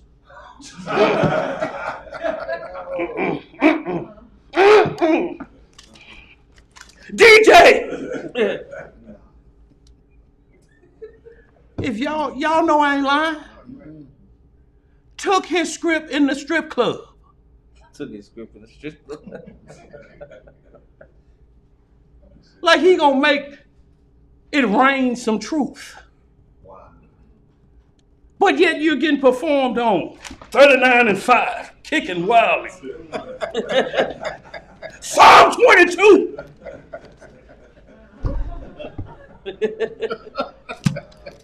Y'all, some stuff.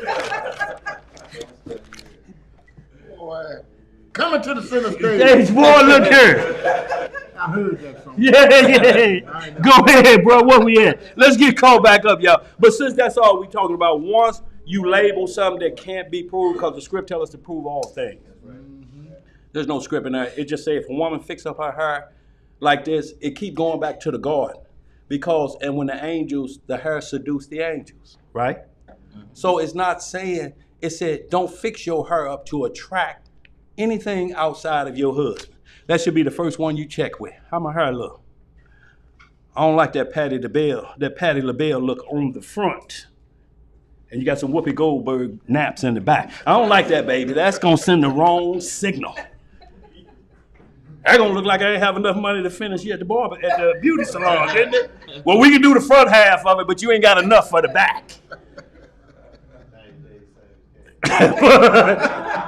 But that's all it was, y'all. It was what a woman would wear. My husband approves of this because she asked him before she left, is this appropriate for me to go out? He said, so you going to all these with all your jewelry on? And your favorite dress? You putting on makeup too and you finna... And you... No, you know, yeah. She going to more than all these. So just to be clear, you saying if her husband is okay with it, then it's not considered, so it is modest, even if we think it's not modest? Absolutely. Because that's who it comes down to. Shalom, y'all. That's who it comes down to settling the matter. That's who it's going to go through to settle the matter. Can't no outsider come in and say, your woman is dressed inappropriately. What you going to tell him? Yeah, she is, dog. I tried to talk to her. What is he going to do then? But ask you want me to get her? Yeah, get her, dog. And then you leave and I got to lay down with who you just got? You ought to be ashamed of yourself. This is a God-fearing man. You're just an old Jezebel. Look at this man. He's a good man. He's a godly man. And you want to wear nothing but, what are these? What's this thing they call you got on? Ain't got nothing else on. What kind of material? You know, they got the see-through stuff on now. Boy, look here. See-through stuff. Yeah. They got the see-through stuff. What? Yeah. See-through tights. Some Yeah. tights. No. See-through shirts. All of it. All of that. I was See- just at the grocery store and the girl came in with just a see-through. And I had to think about it. I'm like, hold on, wait a minute. Did I just see what I thought I just saw? Look, y'all, and where you Oh, gonna go? oh, man. And look, y'all, this lightweight, what we talking about? Y'all ain't got a clue what Lot used to see. It say he was eschewed with evil. Right. But guess what it never said? His woman or his daughters would never dress like that or into that. They didn't want to leave the custom because you get a company to it. Just like now, you cannot watch nary a TV program within that hour, 5 homosexual commercials. They're going to make you look at it, or you're going to keep doing like this until it's over. They have women doing commercials. Same thing. Or half naked. Same thing. Toothpaste gotta be. Do you want to watch TV? I ain't watch television. Well, see, you ain't going to worry about seeing it. You get rid of that phone because it's going to pop up what you were missing on TV. You like, damn. Can't turn the world. Can't turn the world off. You can't turn it off. When I do my own career, and the man 92 years old and stuff, I just sit and look directly at, or look up in the Well, when you leave there, you got to come back out into the world. there. And you got to pass everything on the street corner. You can say, oh my God, that's all you're going to say. But what Lot saw was raping on street corners that was legal. Now, you think you see some stuff. I want you to think about getting on Kings Highway and pull up the Natural Bridge right there at the White Castle. They got into getting it in, and it's legal. I want you to think about that. And then when you get through, Right up here on the corner. give me a number 2 with cheese and give me a soda. I got more work to put in. You got to get back on the street corner again. That's all we talking about, sis. It don't matter what you see. You have the laws up here. It don't matter. There's no excuse of breaking God's law. It's lust, like James said. And Satan comes after lust. He don't come after what you're doing righteous. Why would he come for you and you got that on point? He comes for what you've been whispering. Dog, she bad, ain't you? Oh, he like bad. And he calls it bad. Let's send him bad in his sleep. Let's send him bad in his sleep. Let's train him in his sleep. And then he'll start to love bad. And then you'll turn bad, the word, into good. Michael Jackson say, I'm bad. And he grabbing in his crotch. Right.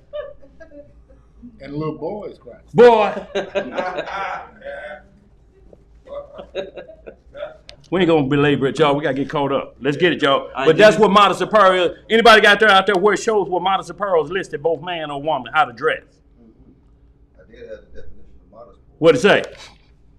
It says modest. The first definition says assuming or moderate in the estimation of one's ability or achievements.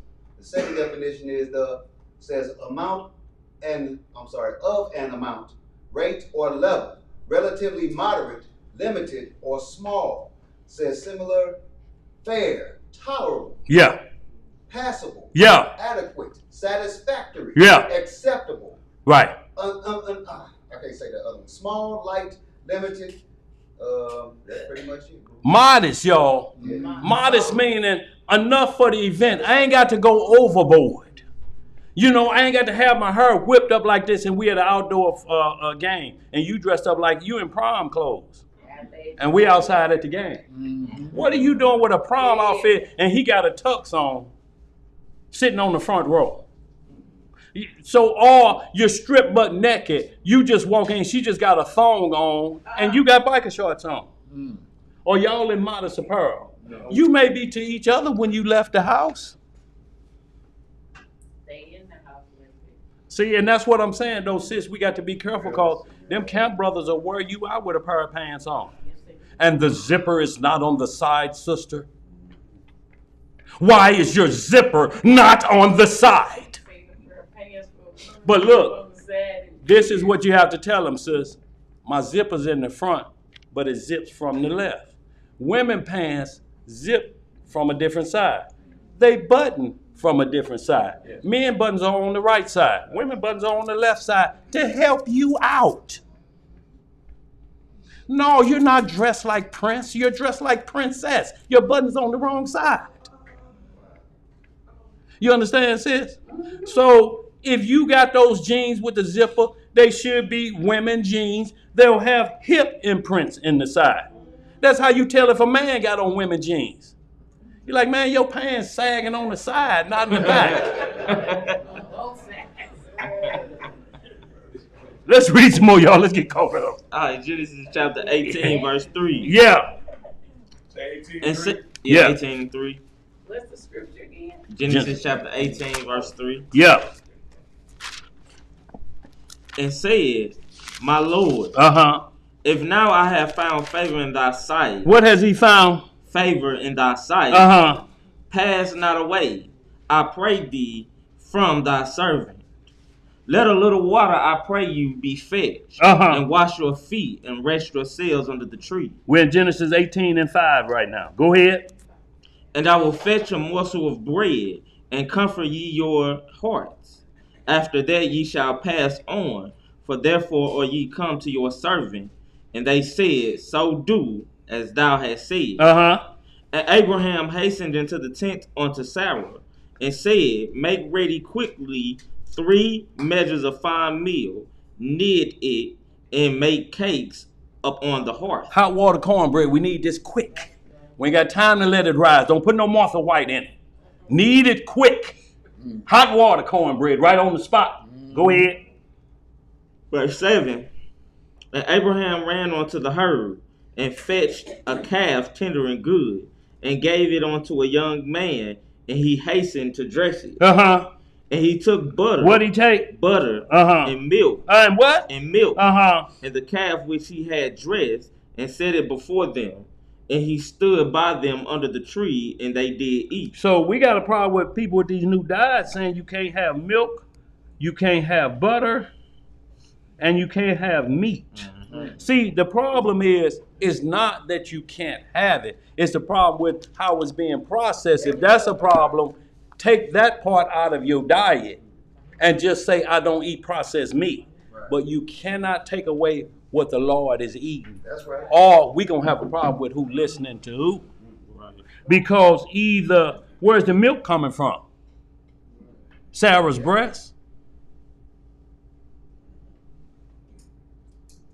No, I want you to think like that too, man. It ain't coming from, she 80 years old. Boy, he went like this. Wait a minute, let me think about that. No, it ain't. That's what I'm saying is they're drinking animal milk. Because people use that as saying different things, saying, well, you can't do that, don't nobody. Well, the Lord is doing it. And he's drinking butter. Where does butter come from? Where does the milk come from? Okay, so y'all, we right back to square one on the instructions of what the Lord did with Abraham. So it's legal because it said the Lord enjoyed it. And they say he did eat, didn't it? Mm-hmm. They got busy, didn't they? Yeah. What did it say after that, verse 9? Verse 9. Uh-huh. And they said unto him, where is Sarah thy wife? And he said, behold, in the tent. So now she's not part or speaking in the assembly. Right. They had to ask for her. But yes, she came out and got the cornbread ready, didn't she? Mm-hmm. And she said, there's men business going on. And she went back in the tent. She didn't pull Numbers 12, Miriam. Oh, mm-hmm. What y'all talking about out here? Is that the Lord and two angels?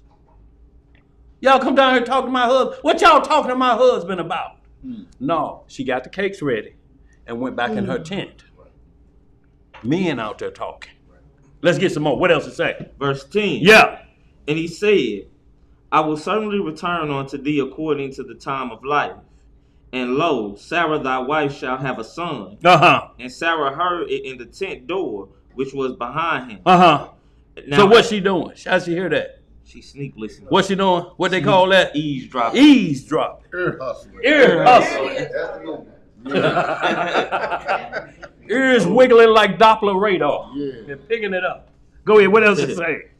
Verse 11. Yeah. Now Abraham and Sarah were old and well stricken in age. Uh-huh. And it ceased to be with Sarah after the manner of woman. See, it ceased to be with Sarah after the manner of woman. She's past menopause. Mm-hmm. It ceased. No more eggs. No more fertilizing a man's issue.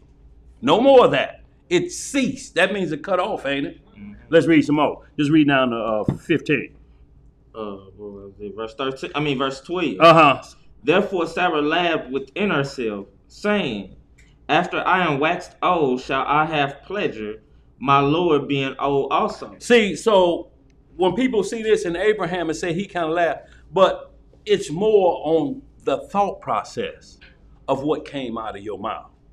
Oh, he gonna wait till I'm 80 to give me a baby? Hell, I can't push him in the stroller and show off, steal my figure, and people gonna say, oh, you with your great grandson. I'm gonna miss out on all of that. This my child. She say that's her child, but you ain't heard it from me. All of this taking place. This is what she's saying within herself. And because the Lord hears the intent of the heart, that's what he makes his judgment. Not what comes out of here, but what told it to come out of here. Right. Let's get some more. What else to say? Read down to 17, bro. Verse 13. Yeah. And the Lord said unto Abraham, Shalom, bro.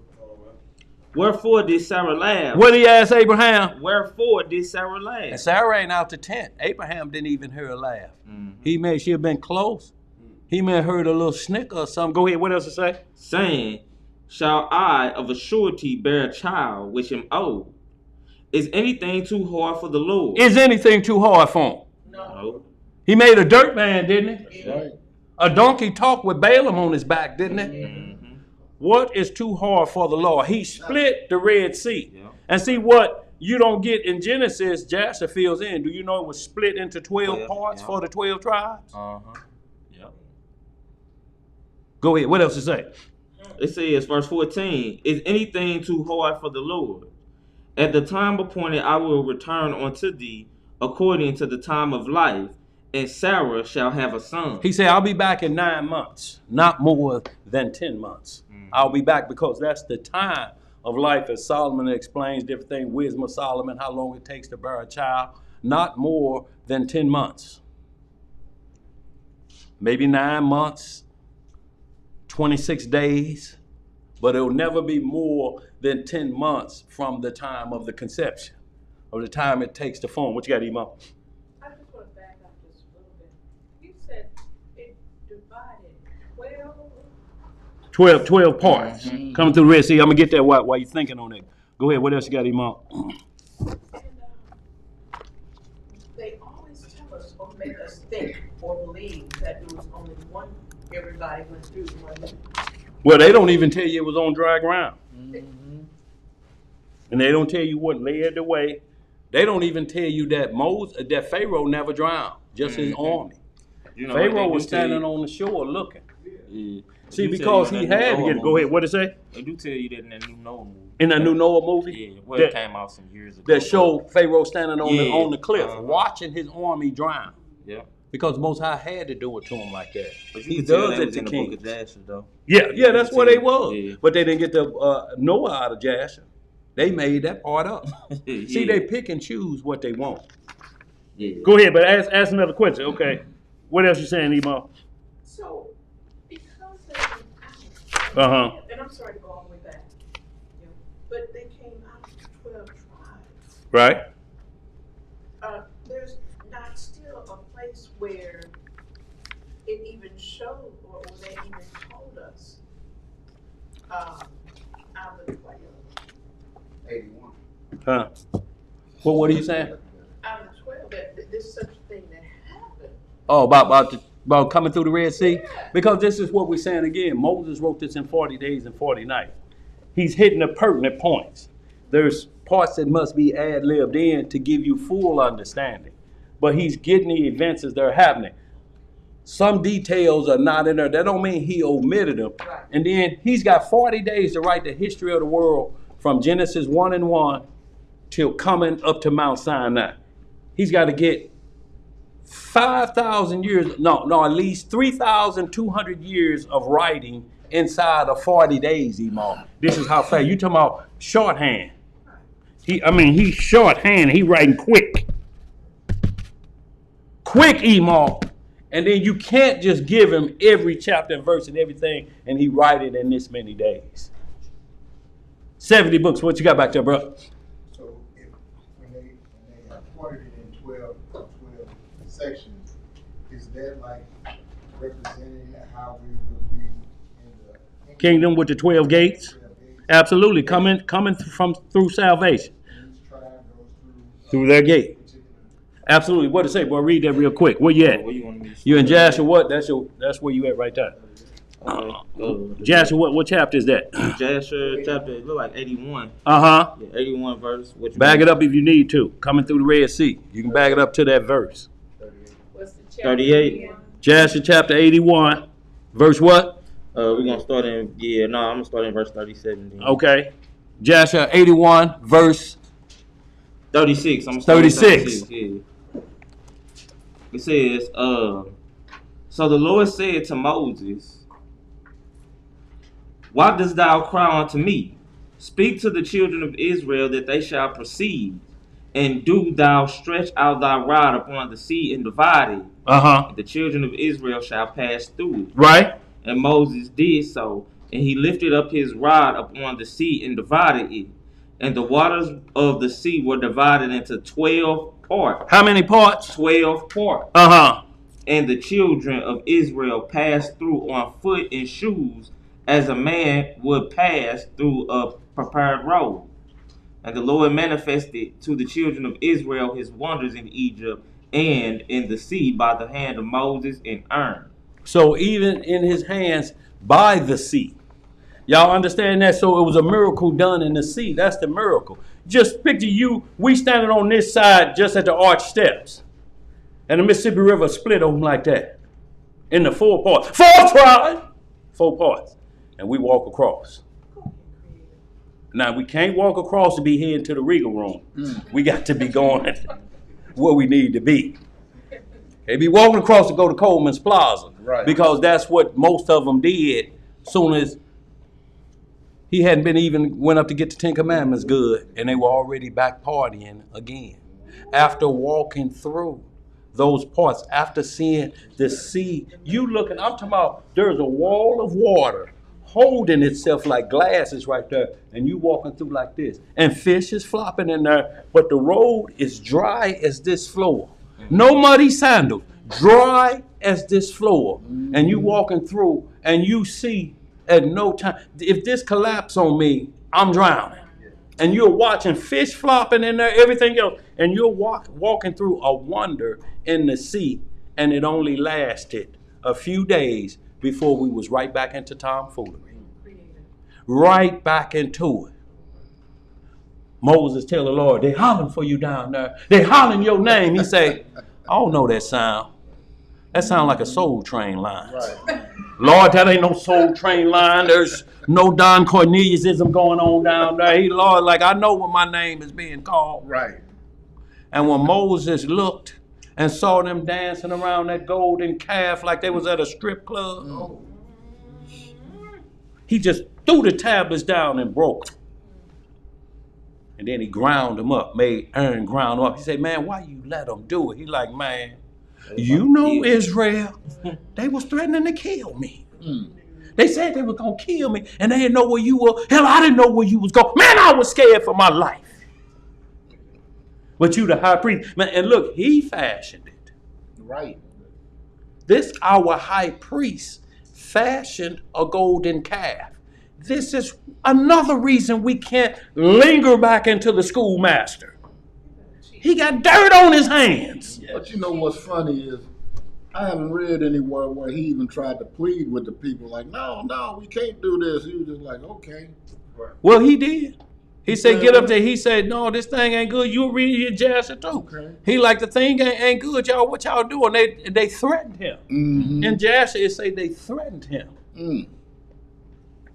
Yeah. They like, look, player, we ain't got all day for this now. It's time for some worship around here. I needs to get, and he said, you know this people. Mm-hmm. He said, this people crazy. So y'all, let's pick this on back up, y'all. Yeah, they crazy. So where we at? Because I want to get into this Galatians. Yeah, we can end there. Or did you get down to where you need to be? I got down to about 16. 16? Yeah. I said 17. Go ahead, 17. Verse 16. Uh-huh. Genesis chapter 18, verse 16. And the men rose up from thence and looked toward Sodom, and Abram went with them to bring them on the way. Uh-huh. And the Lord said, shall I hide from Abraham that thing which I do? Okay, so, and he just asked him that because he said, I'm finna go into Sodom where your nephew at. And I'm gonna turn Sodom upside down. And it was 5 cities and Abraham kept asking, if you find 50 righteous. He said, if I find 50, I'm talking about y'all not in just one city, 5 cities. That was 10 per city. That he's saying there's none of them in righteous. Everybody teaching this doctrine in 5 cities. Like if Pine Lawn institute sodomy laws, Kinloch pick them up, Ferguson pick them up. What's close right there again? St. Louis on the edge, Bell Ridge. Just say those 5 cities, you can't get 50 people out there obeying the Lord. And they average 100,000 people, 50,000 people over here. St. Louis has 600,000 people. in the city alone. That's not including the county. But you can't get 50 out of 600,000. That's a problem, ain't it? And that's why I asked, should we show Abraham what we finna do? This righteous man about what's going to take place. Well, we're going to go get Lot for him. Ain't no problem. We're going to get Lot out of there. But it said Lot saw what we complain about every day. Every day. And what we're seeing, we didn't get a chance. Lot didn't get a chance to do this because if he turned this way, it's right there. If he turned this way, there's activity going this way. He turned this way, there's activity there. There was no way for him to turn but into his spiritual eyes to see this truth. Because wickedness is all the way around us. We are of the world. We're in the world, but what? Not of it. Not of the world. Y'all, just because it's happening around us, we don't have to partake, do you? Right. This is free will. That's why you got a choice. Yeah. Ain't nobody ever just came up like that, say, in these nations and just force you to do it. If they did, it's more than them time. But most of it, they just put out what you lust for anyway. Like James say, let's get it, y'all. We're going to pick this on up, y'all. We're going to close on out. Yes, ma'am. What you got, two back? Casey Fields in the chat had a question. She wanted to know, can y'all break down 1 Corinthians 10 and 13? Because I'm used to hearing the saying, God wouldn't give you more than you can bear. However, the scripture is saying something different. And where? 1 Corinthians 10 and 13 says, that have no temptation taken you, but such as is common to man. Right. But God is faithful, who will not suffer you to be tempted above that ye are able, but will with the temptation also make a way to escape, that ye may be able to bear it. And he does do that. Lord always makes a way to escape because it's free will. If you dreaming about wickedness, the alarm clock will go off for no reason. The phone will ring and you'll pick it up. Hello! Hello! Then broke my sleep and ain't nobody on her. Ain't even no redial number. But he gave you a way to get out of that dream. But if that dream was so good to you, you trying to snuggle back in to get back into it. Right where you were. And guess what happens when you try to get back in that dream? You're just looking through a window at yourself. So your conscience is still watching you do bad behavior that you got back in there to do. You jump back in the dream to get bad behavior. He made a way for you to escape. You riding down the street. You trying to be a chemical entrepreneur. Dope dealer. Dope dealer, Emo. I know that was a little. Yeah, but look. Police pull you over or he behind you. You loaded with dope and he passed by. That's a way to escape. You doing this and somebody come home and you get out of there just in time. You got a way to escape. At that point, you should say, I'm not going to do what? That again, right? But what we do? Go right back, don't we? See, so he said there's nothing that's uncommon to man, meaning whatever you're going through, those temptations had already happened. You can't, nobody on the line out there name what's happening to them and say it ain't happened between Genesis and Revelation. If that is happening to you, it ain't sin. It can't be. Because temptation leads you into sin. And he said, I make a way for you to escape. The Lord always makes an escape for you. If he didn't, we would never say the words, I should have followed my what? First mind. The first mind made the way for escape, didn't it? What the second mind say? Go back. They ain't gonna catch you.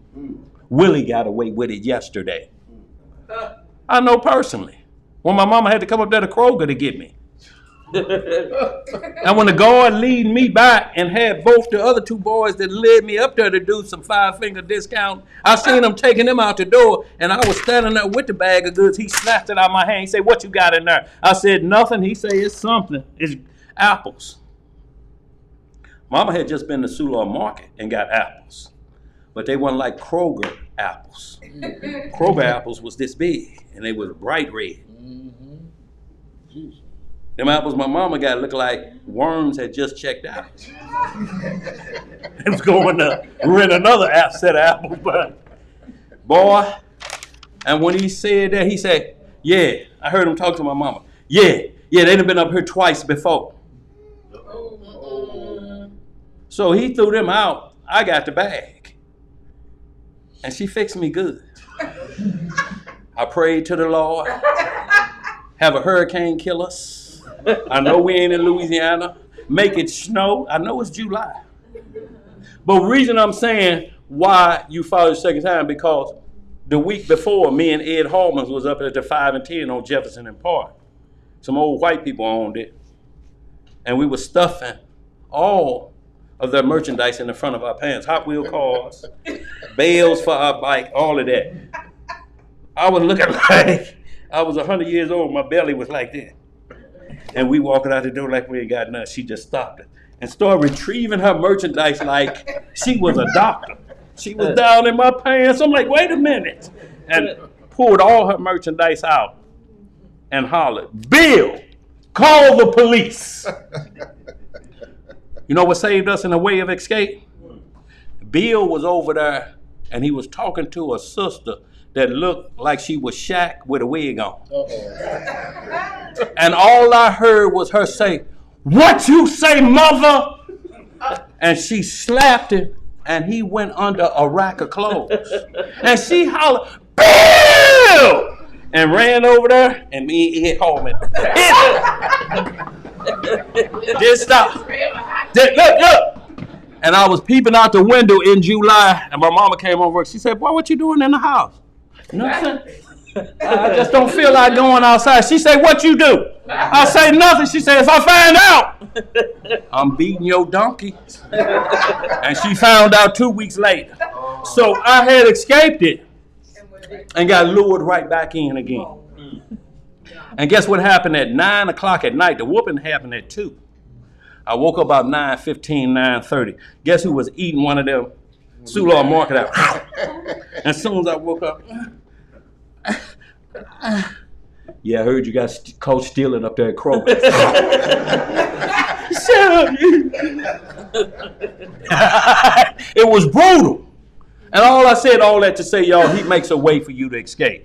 If you look back on your life, you had the opportunity to get out of there. You went back in. That's what happened to the people that broke him out. Yeah. If there's nothing to make them stop, they'll be back in again. If they make a way or you finally call the police and they catch them, they could have stopped then. So, we can't pray for them to be on the loose because they may kill somebody next time. They may go in the house on somebody that's in there. And they have no choice but to kill them to keep them silent. Right. Now it moves to another level. Call the police on them. If your next door neighbor breaking in your house, call the police on them. You ain't gonna never be able to go nowhere, is you? Right. Let's get some more, y'all. We gotta get caught up. We're gonna go through this Galatians. We're gonna close out. Don't shoot. Look, you can't do that either. Unless they're in the doorway. It's called the threat. If the threat ain't there, you can't pull the trigger, can you? Right. If they running away, when he running with my wallet. Mm-hmm. You want to get that Galatians? We're going with Galatians, y'all. So, y'all, we kind of took off course just a little bit, but we're going to get back on and close out in this last half hour. But we're going to get to it. What you saying, sis? The gospel of Messiah. But, y'all, it's all related to Abraham's promise. And why we started off in John 8:56 was to show you the same conversation that's going on today. Men saying, talking about Abraham, but yet going against everything, the priesthood that he was under. That's why we started in Genesis 12 through 18th chapter. You read all of that. You read about the promise. You read about the order of Melchizedek because that was introduced to Abraham in the 16th chapter. So all of that combined, and then he's given the promise. Whatever comes after that, God say, I cannot lie. I'm not going to change the promise. I'm not going to flip the promise to somebody else. I'm going to make sure my promise goes forth. The promise I told you. And that promise includes a lot more because he said, you're going to be a father of how many nations? One? Or what did he say? But there's only one that's going to get the blessing from you. But you're going to birth other nations. He birthed the nation of what we call today Islam. He's the father of the Edomites, at least the grandfather. So those are many nations. He married Keturah, who was a Midianite. He got sons by her. He left inheritance for them, but it say everything else, the blessing, it said he gave to Isaac. And then you read where Abraham had concubines. But concubine means a second wife, because Jubilees, Jasher, and Genesis only mention 3 women in Abraham's life. Sarah, Hagar, and Keturah. Ain't no concubines mentioned nowhere. And matter of fact, he must have didn't have no children with him. So, or were they just sex slaves that Abraham was swiveling hips? Remember, Hagar had been hanging around them. Since he said Sarah was my sister in Egypt, the Pharaoh gave Hagar to Sarah as a handmaid. She been around, and he never touched her. That wasn't on his mind. Neither was it a bunch of concubines. He didn't even think about it. None of that comes up. I don't care what you read. Jubilees, Jasher, Genesis, or whatever other book you got. 3 women in his life. Sarah is the main wife. Hagar is a concubine, secondary wife. Keturah is a third wife. Concubine. But the title, wife. There's nowhere in the Bible from Genesis to Revelation that said sex is okay and nobody got to be married. It ain't in the Bible that you can do that. Because then who do you put on that pedestal? Or who gets that for that, or what we call a sex slave? Then why are we getting charged with sex trafficking? Y'all, there ain't no such thing in the Bible. Sex, marriage, sex. That's all it is. Anything in between that is a fixed process. That ain't hard, is it, y'all? If it didn't happen like that, you must move it back in order sooner or later. And then people say, well, it's still fornication. Where in the Bible, from Genesis to Revelation, a harlot that's not married, you can find a punishment. I've been asking. Where you can say, and she was a harlot, and she was burned up with fire. Where in the Bible can you see that? Because what happens is a man will entice a maid, she's a virgin. He have sex with her. She can't be called a virgin anymore. It cannot be posted. And Jubuda Huda Zebulon will marry princess such and such, the virgin. This was the dowry sheet came in. Once they consummated the marriage, the sheet was folded and given to her father. He would hold on to that sheet. Word they saying, and you ain't heard it from me. Say princess wasn't really no princess. Say she had been princessed, if y'all know what I mean. But you ain't heard it from me. The father would take that sheet and lay it down in front of the priest. It would be known if she tricked him with menstrual blood versus the blood of the hymen. They're 2 different colors, and one don't stink. That's the graphic example I'm going to get today. One don't stink. And when they priests look at that, they say, he's lying on her. She was a virgin. He was probably shorter than normal, but she's a virgin. That's all I'm going to go with. Let's get y'all. Go ahead. Concubines were wives, but harlots, there's no punishment for her. So if only punishment is playing the harlot, and that's a married woman. That's the only time you're going to see it. You're going to see it in Proverbs 7. You're going to see it in Genesis 38 when Judah went into his daughter-in-law. But he caused that problem. She played the harlot because she was already spoken for his younger son. So she's still endowed. She's still engaged.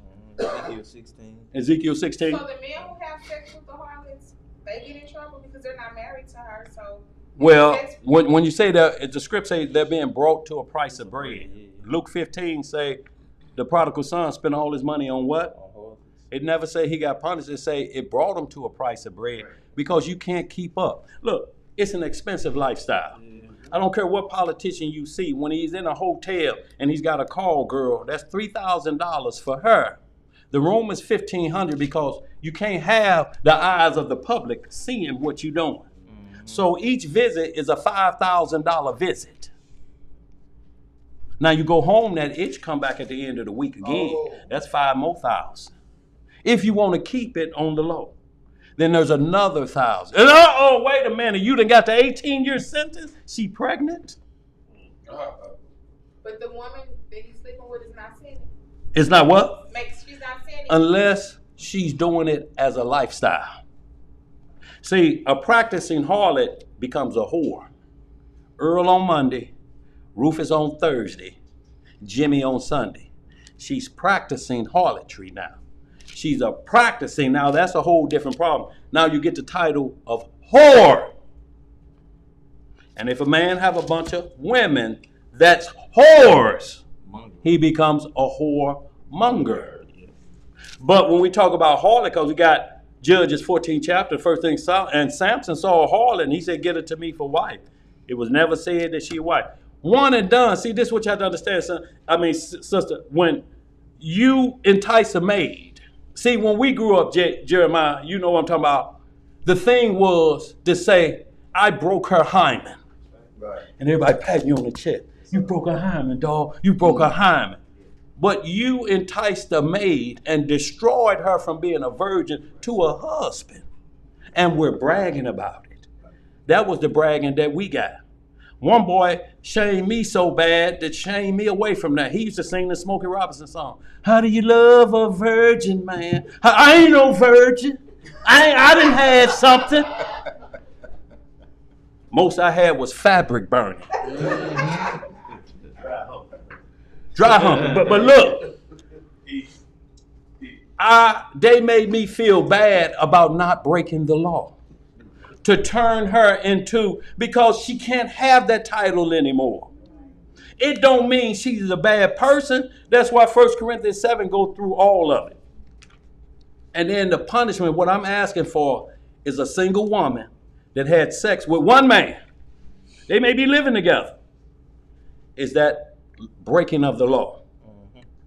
And if you can find that, that's all we asking for. Now, harlotry is something different. And then, like with Solomon, with the two harlots that came to him about the baby. Genesis 1 Kings 6 chapter. It said 2 harlots in one house. Mm-hmm. So somebody running that polygamy game on them. Mm-hmm. The babies look just alike. So we know it's one daddy. Right. She says, my baby. Solomon said, I tell you what, I'm going to split in half and give both of y'all half the baby. But they ain't say, see, and this what harlotry get you. No, the problem was the daddy wasn't in court. And a decision finna be made to split his child in half. Where the daddy at? Mm-hmm. So this is what we're talking about. Once again, women in court with the child and the husband ain't around. Nowhere.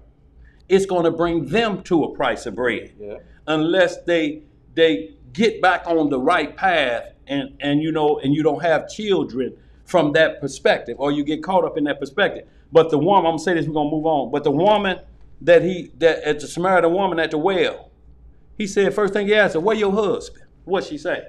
I ain't got no husband. He said, you had 5 husbands previously, but the man you live with now is not your husband. What are the next words out of his mouth? Well, they go and sin no more, or get him out of the house, or you get out of the house and go back to your father's house. What was said? Nothing was said, because she said, you are the Messiah. Ain't no way you could have known that. That's my past, and you know it like that. But he didn't condemn her like the woman that was caught in adultery. He told her, go and do what? Sin no more. But this woman, he ain't said nothing about sin, have he? Mm-hmm. See, we can do things that cause detriment in your life. Mm-hmm. See, and after these basketball players like Tristan Thompson, got 2 baby mamas, Chloe and this other woman, they battling, and he about to be out the league. $9,000 a month on one child and $3,500 a month on the other. And you about to be out the league. 9 times 12 is what? Them the thousands per year for 18 years. And then you got another one you paying 2, and you on your way out the league and you ain't saved no money. They don't never really have no money. They be broke, working at grocery stores. Cab drivers. Made over $100 million. Now he drives for Uber.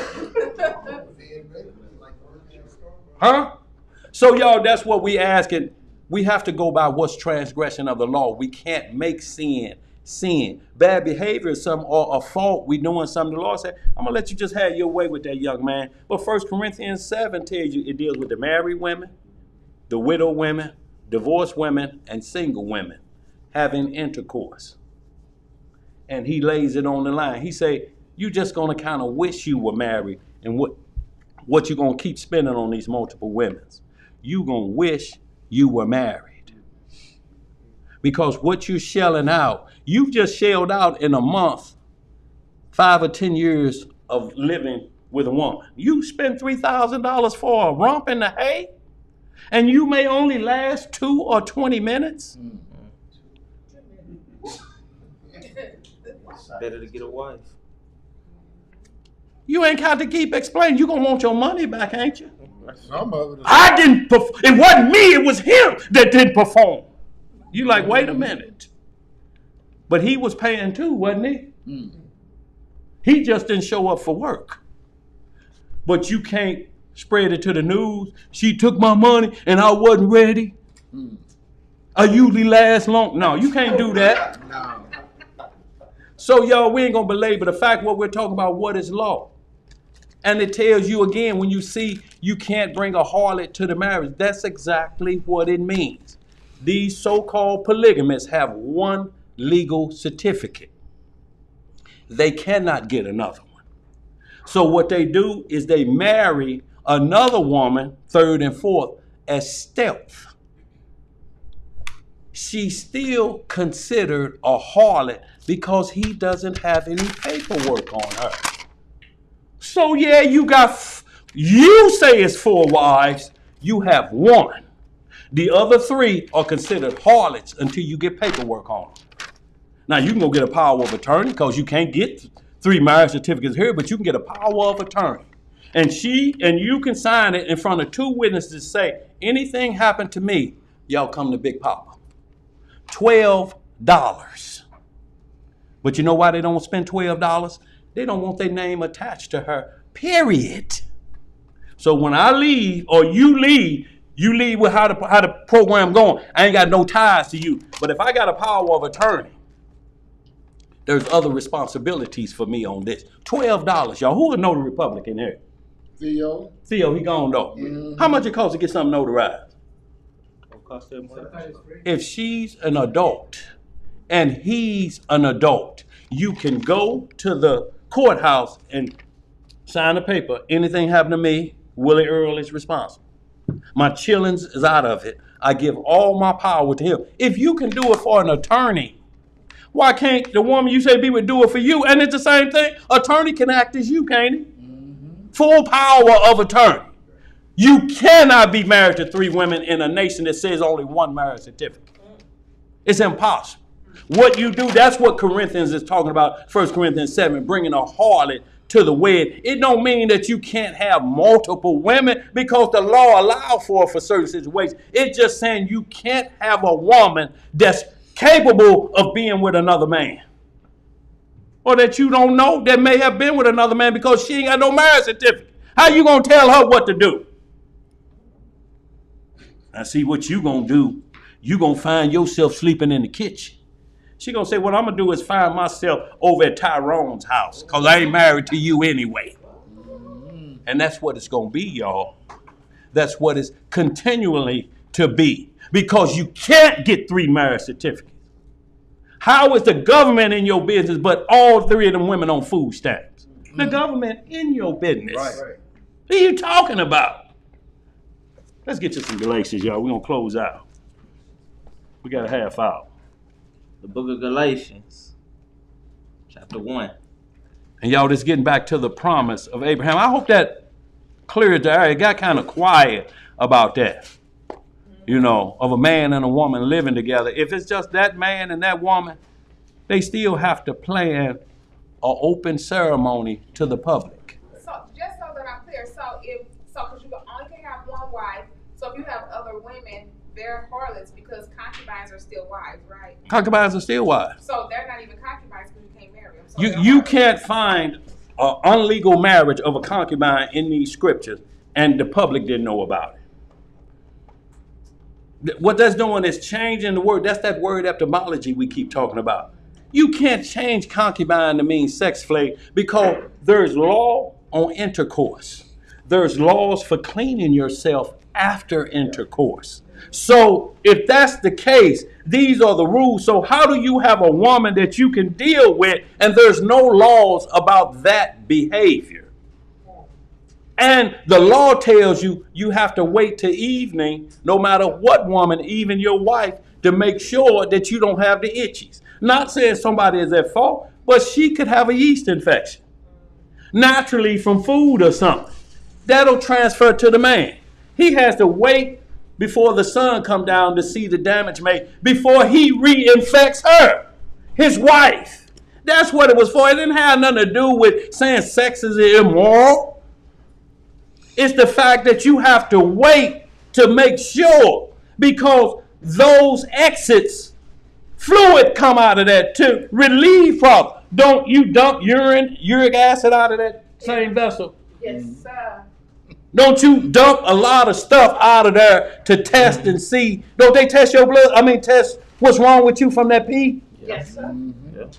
So y'all, that has to wait its process to make sure, because it doesn't wait. And this is what I hear from men that say it burns the next day. It burns hours later. Men done told me. I say burn like fire. He say like you peeing lava. That's what I hear. There's a little spot down on Grand. Boy, look here. I heard about that spot too, boy. And I heard they give you some yellow and black pills. Yeah. They give you a shot first. Boy, look here. That's what me and Ariel heard. You know, and we couldn't believe it. We couldn't believe it. Let's get some more, y'all. But too bad, if anybody out there got some questions about harlotry, it's easily clear it up. Because you can't find it. Because men trick women. That's why the law was there. If a man entice a maid and sleep with her, he was forced to marry her. That's what shotgun weddings came in. You got her pregnant. You can't send her back home like that. That father would show up with the preacher at your house with a shotgun. You got a boy that named Jimmy Earl? Yes, sir. Jimmy Earl! Get Jimmy Earl. Jimmy Earl come in pulling out suspender. Jimmy Earl, this man say you got his daughter pregnant. Is that the truth? You done told it, ain't you? And then they have a ceremony right there on the front porch with a shotgun. Because of the law in Deuteronomy. You must marry her. And guess what else the script say? You cannot divorce her for life. That's a to death do you part. Only on that one if you trick a virgin. If you trick a virgin. And the stuff I hear men used to do and breaking hymens, they should have, now they legally should have a few wives. And never divorce. Right. What else we got? And God forbid they do it to the girl you done had a crush on your whole life. And you find out Slick Willie done took her hymen. Boy, don't that break your heart? And he didn't even love her. Boy, he didn't even love her. Ruined her. Boy, ruined. Because he had a Seville. Right. No, he had that good hair. Yeah, and that good hair. And that combination, boy, that was really worth. Good hair and a Seville. And them boy, look here, and all I got is a transfer and Jerry Curl. Let's get some more, yeah. What you got over there too, boy? We got to get going. Go ahead. I also had a question. I asked, what's the difference between the New Testament Bible and the Septuagint? Now, I don't know what the Septuagint is, but there's nothing wrong with the New Testament. It's not separated from the Old Testament. It's a continual cycle. If it wasn't for the New Testament, nobody here could prove Christ came. It would be impossible. What books you going to use? Who you going to say fulfilled it? See, the Edomites and the Kabbalah worshipers don't believe the New Testament. They're waiting on this prophet Micah and Isaiah is talking about. And he's going to show up as the Antichrist. Because they don't want to believe the Messiah either.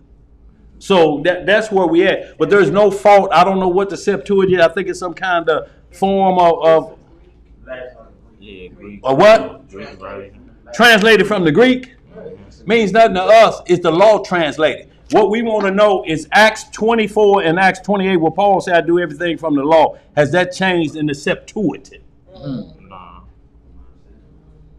See, because, y'all, this is where we're going to move. Revelation 9:9 tells you, the beast in the bottomless pit. His name in the Greek is what? Hallelujah. And his name in the Hebrew is what? So which name do we use the most? If I say Abaddon and you say Apollyon, where is the individual we talking about? In the bottomless pit. The same individual, ain't it? Yes, sir. So the change of language didn't change who was in the bottomless pit, did it? Nah. So language don't change law. It ain't gonna never change law. Law rules language. That's right. That's why you have the Hebrew alphabet in Psalm 119, the longest chapter in the Bible. It starts off with letters, not words. This letter deals with these 8 verses of law. Every one that goes from Aleph to Taw. Each one of those letters have 8 verses, and the law explains each letter, so it can't be manipulated into a word to mean something else. Law rules language. Is that hard? No. Not at all. But what they're trying to get you to understand is word etymology rules law. And then you'll run into a problem that when those polygamists say, well, the Lord say he gave David, he would have gave him much more, and he had multiple wives. And they say he gave it to his bosom. Well, if he gave him Saul's wife when Saul was dead, and they said you gave him your master's wives, and I'd have gave you even more. King David is married to Saul's wife's daughter. So now you're married to the daughter and you're having intercourse with the mother. And you telling me because the word bosom is in there, that allows me to break the law? I can now have my mother-in-law because of a word called bosom? Because they're only looking at it from one perspective, that you have a woman in here. See, he told you can have a woman in here. Well, the problem is John is in the bosom of Messiah. The Messiah is in the bosom of the Father. So what are you Negro saying? Right. What you really saying? If it's only about sex, you understand? Mm-hmm. But the bosom means the sanctity, the sacredness that you have. Your children should be in your bosom. Yeah. So y'all, we ain't gonna belabor that. Galatians 1, we cool with that? Was that good enough for? Yeah, that was good. All right, Galatians chapter 1, verse 1. It says, Paul, an apostle. What is he? Apostle. Not of men, neither by man, but by Jesus Christ and God the Father, who raised him from the dead. See, so that's where Paul said his apostleship came from. Not by men. Didn't no men make me apostle. Didn't no men make the 12 disciples apostles. The Messiah made them apostles. The same way he made Paul an apostle. When we ain't heard the Lord say you are an apostle, Paul lied. And in the very next breath, they go to Hebrews 2:16 to prove how a child is born, ain't they? But in the next breath, they just say Paul lied. Now you're going to use Paul to prove what you're talking about. Right. Y'all understand the trickery we up against? Let's get some more. Where we at? Verse 2. Yeah. And all the brethren which are with me unto the churches of Galatia. Grace be to you and peace from God the Father and from our Lord Jesus Christ. Who gave himself for our sins, that he might deliver us from this present evil world, according to the will of God and our Father, to whom be glory forever and ever. Amen. I marvel that ye are so soon removed from him that called you into the grace of Christ unto another gospel, which is not another, but there be some that trouble you and would pervert the gospel of Christ. See, it's saying you're not really being converted. It's that some are troubling you. People throwing out, the Bible tampered with. That's troubling you. Your gospel can't go forth because you have doubts now. Right. So it's not that the doctrine has changed. It's those that present the doctrine to you is changing the game up on you. And because you don't know, you get caught up in the language. And not once have you understood them saying how weak English is. And everything they claim to know in Hebrew, they explaining it in what? English. So your explanation to me is weak, based off of what you say. It's a weak language. Well, why are you explaining it to me in a weak language? Right. You should at least be explaining it to me in pure Greek then. You go there all the time, don't you? Go back to Greek on me. Can they speak that language? No. Where we at? Verse 8. Yeah. But though we or an angel from heaven preach any other gospel unto you than that which we have preached unto you, let him be accursed. Let him be what? Accursed. So Paul is saying, if I'm teaching different from the disciples, let me be accursed. See, that's the difference in Paul. Paul said, Acts 24, Acts 28, everything I'm doing is by the law, statutes, and judgments, and the prophet. So if he's wrong right here, he said, let me be accursed. But they don't accurse him from that. They try to trick you with his writings. See right there, it says circumcised. See, the law say you must be circumcised. That ain't what Paul said. Paul ain't never said don't be circumcised. He ain't never said don't keep the law. Y'all just stop reading on people. Let's get some more. Verse 9. Yeah. As we said before, so say I now again. If any man preach any other gospel unto you than that ye have received, let him be accursed. For do I now persuade men or God? Right. Or do I seek to please men? For if I yet please men, I should not be the servant of Christ. Can't be no man, please. Can't be looking at no man. Well, he the reverend. Well, he the pastor. Well, he the triple high priest. Well, he third in command in heaven and here on earth. Go ahead, bro. But I certify you, brethren, that the gospel which was preached of me is not after man. It's not after who? Man. For I neither received it of man, neither was I taught it, but by the revelation of Jesus Christ. So he say, I learned it by the revelation of Jesus Christ. Just like we learn in Revelation chapter 1. The revealing of Hamashiach. Blessed are those that read and understand. What do preachers tell us about Revelation? Stay out of it because of what? It scares the people. So how and when do a blessing scare you? Now I know that's the wife I've been wanting, that's the house I've been wanting, and that's the car and chillings I want. But I'm scared. That make any sense to y'all? A blessing, you scared. Or somebody tell me, see, I was going to tell you it's all for you, but I just didn't want to scare you. The title's in your name. The children got your last name. But I just didn't want to scare you. Now, do that make sense to y'all? Nah. It don't make sense, y'all. Go ahead. People gonna find the truth, they lying. Boy, look here. That's what it is. Go ahead. Verse 13. Yeah. For ye have heard of my conversation in time past in the Jews' religion, how that beyond measure I persecuted the church of God and wasted it. So what was he into? What did he say I was into? Killing Christians. No, he said it right there. The Jews' religion. In the what kind of religion? Jews' religion. In the Jews' religion. So he's saying I was practicing Phariseeism. I was a Pharisee. That was a religion. That's Hebrew Christianity I was in. I wasn't preaching the gospel. I was just killing under Hebrew Christianity. And that's what they do. They kill you. They steal the souls of men by telling you the Bible is tampered with. Your soul is stolen at that point because your soul is in doubt. Flesh don't matter.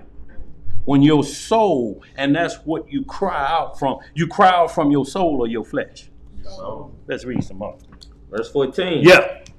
And profited in the Jews' religion above many my equals and mine own nation, being more exceedingly zealous of the traditions of my fathers. But when it pleased God, who separated me from my mother's womb, and called me by his grace, to reveal his son in me, that I might preach him among the heathen, immediately I conferred not with flesh and blood, neither went I up to Jerusalem to them which were apostles before me, but I went into Arabia, and returned again unto Damascus. Then after 3 years I went up to Jerusalem to see Peter, and abode with him 15 days. See, he's following instructions. He said, I went up to there, and then I went back to Damascus, which he had to go see a man up there because he was blind for 3 days. In the land said, then he came back to Damascus to go back and tell everybody, I'm sorry, y'all. I didn't mean to do that. I was practicing something that wasn't even earned. And I was putting y'all to death about things that I shouldn't have. They're like, we don't trust you. Right. But he did that walk, y'all. He went back to those he hurt. Let's get some more. Verse 19. Yeah. But other of the apostles saw I none, save James the Lord's brother. Now the things which I write unto you, behold, before God I lie not. Afterwards I came into the regions of Syria and Cilicia, and was unknown by face unto the churches of Judea which were in Christ. So he say the Christ followers didn't know me. I was kind of new, and the reason they didn't know me because I was putting them to death. I put Stephen to death about this very thing. Him saying Christ was the Messiah. I put him to death. I ordered the killing of Stephen. Go ahead. Verse 23. But they had heard only that he was persecuted. I mean that he which persecuted us in times past now preaches the faith which once he destroyed. And they glorify God in me. See, and this is a difference from somebody walking away from the faith. He came into the faith. See, you'll have somebody leave the faith and go chase strange doctrines. Paul said, I didn't do that. I came into correction.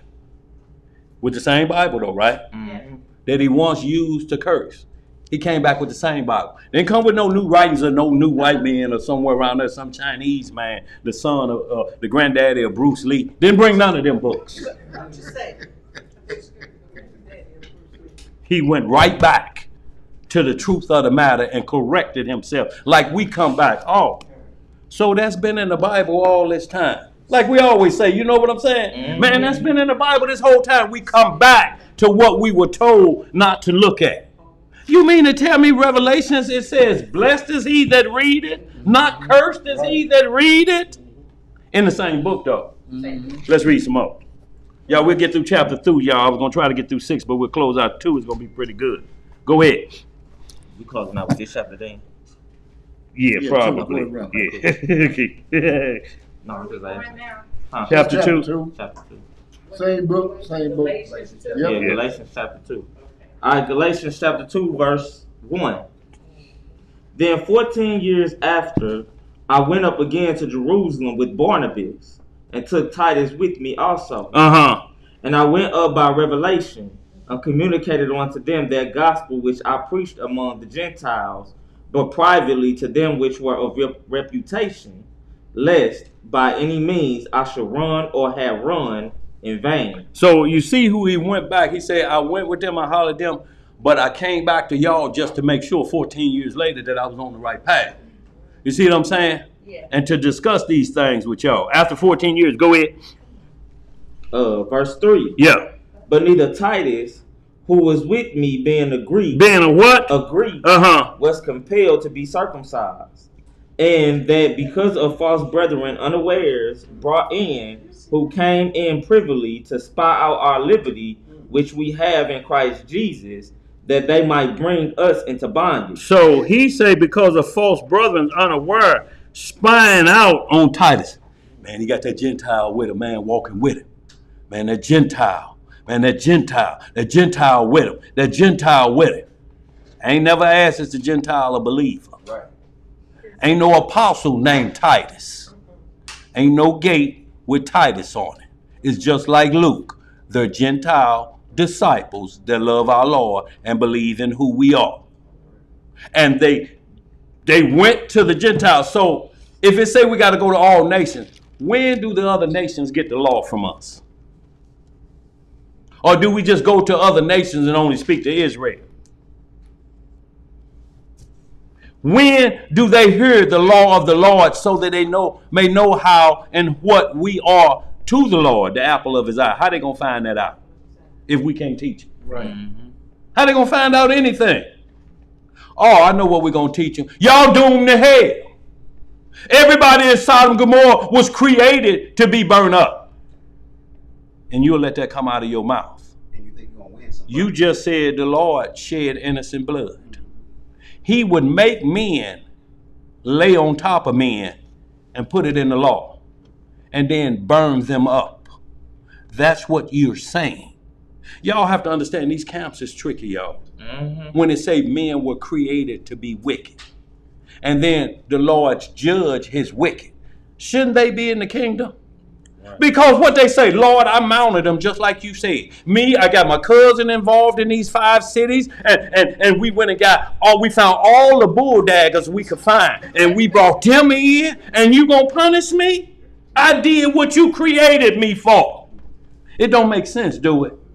Let's read some more, y'all. Verse 5. Yeah. To whom we gave place by subjection, no, not for an hour, that the truth of the gospel might continue with you. And y'all keep hearing we saying the truth of the gospel, the good news that Christ is coming back to fix what Adam and Eve broke. That's the gospel. He's going to fix that problem so we can live forever again. So that you can bear children without bastard slips. That we don't have to go into captivity again. That's the gospel. Let's read some more. Verse 6. But of these who seem to be somewhat, whatsoever they were, it maketh no matter to me. God accepted no man's person. For they who seem to be somewhat in conference added nothing to me. See, them who talking ain't talking about nothing to uplift the spirit. What y'all talking, I was a magna cum laude in Aaron's law, so to speak. I put Stephen to death. Y'all chumps compared to what I used to do. And y'all gonna try to test me on what I was doing? Hell, I saw y'all take off running when you seen me coming with the high priest authority to kill. You Negroes run off, hightailing it. Now y'all ready to question me, huh? About the law that I put y'all to death with. The same law y'all gonna question me, and it was legalized by you same Pharisees. Do that make sense, bro? Read some more on that. Verse 7. Yeah. But contrariwise, when they saw that the gospel of the uncircumcision was committed unto me, as the gospel of the circumcision was unto Peter. For he that walked effectually in Peter to the apostleship of the circumcision, the same was mighty in me toward the Gentiles.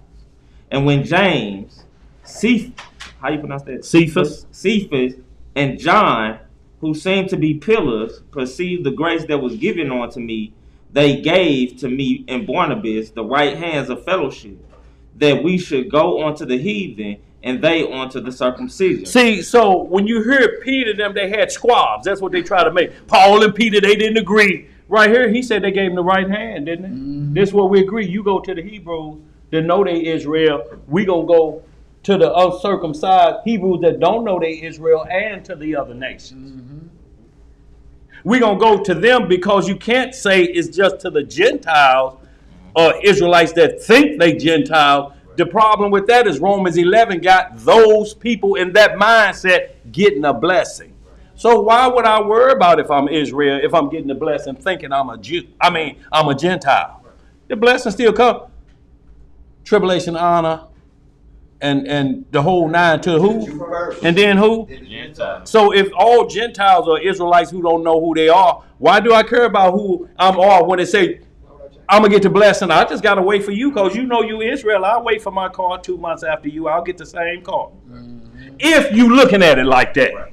Yeah. Let's get some more. Verse 10. Yeah.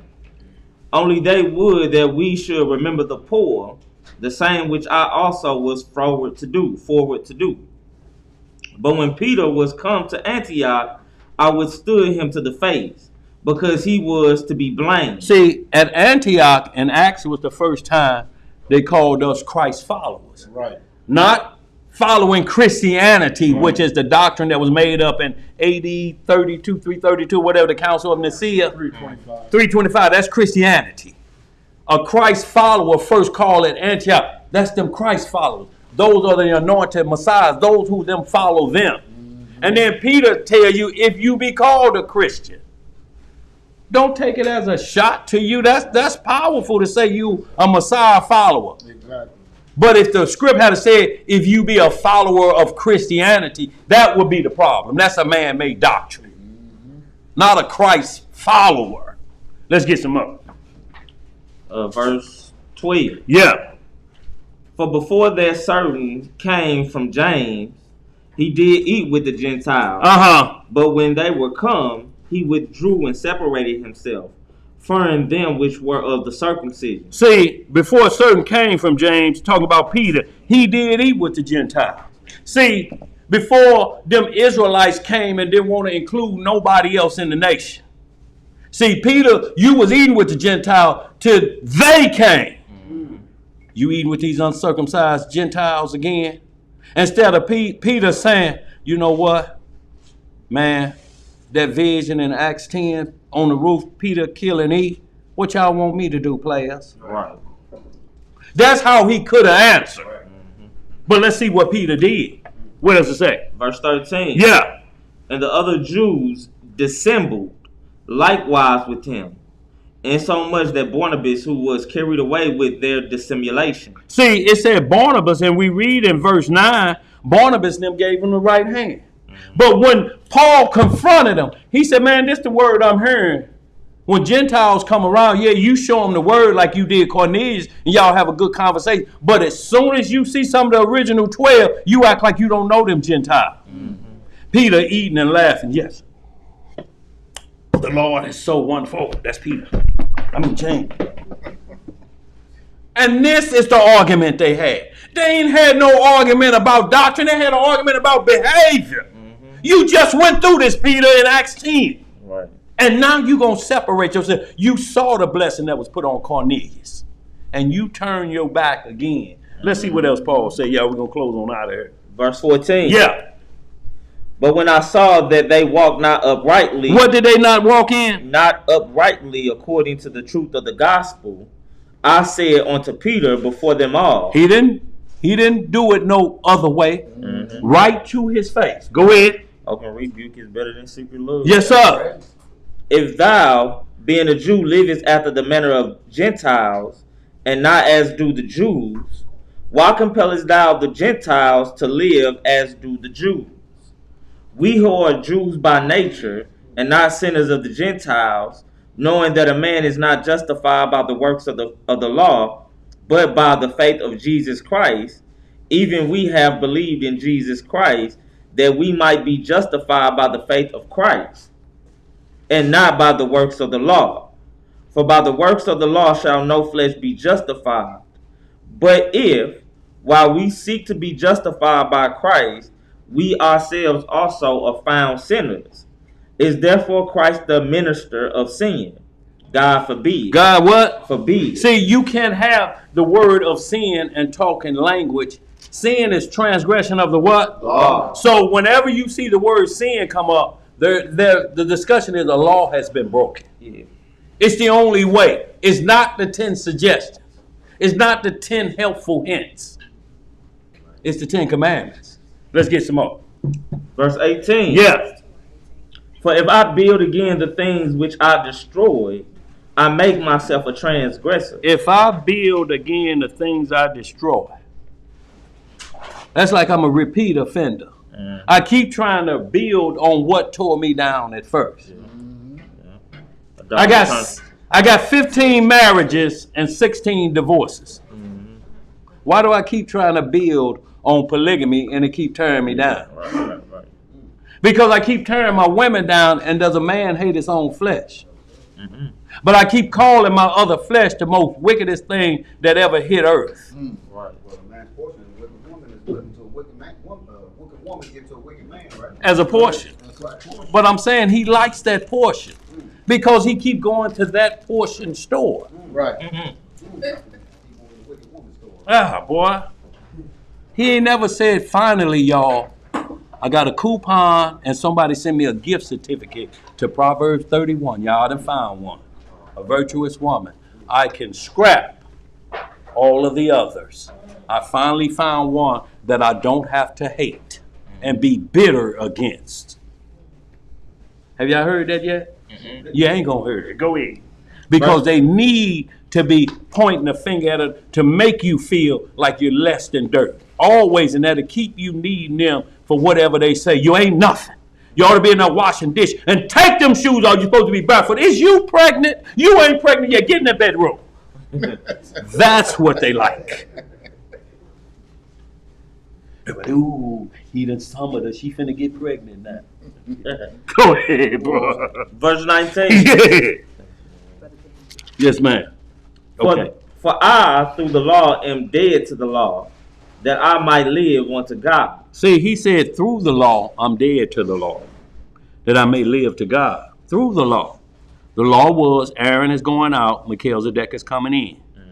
See, I have to die to the schoolmaster, and I have to come back to life through the order of Melchizedek. Go ahead.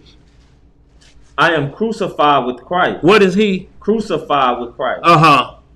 Nevertheless, I live, yet not I, but Christ liveth in me. Uh-huh. And the life which I now live in the flesh, I live by the faith of the Son of God, who loved me and gave himself for me. So he's saying a life in the flesh. I have to respect that God gave me back my life in this flesh. So now I live to God in the spirit.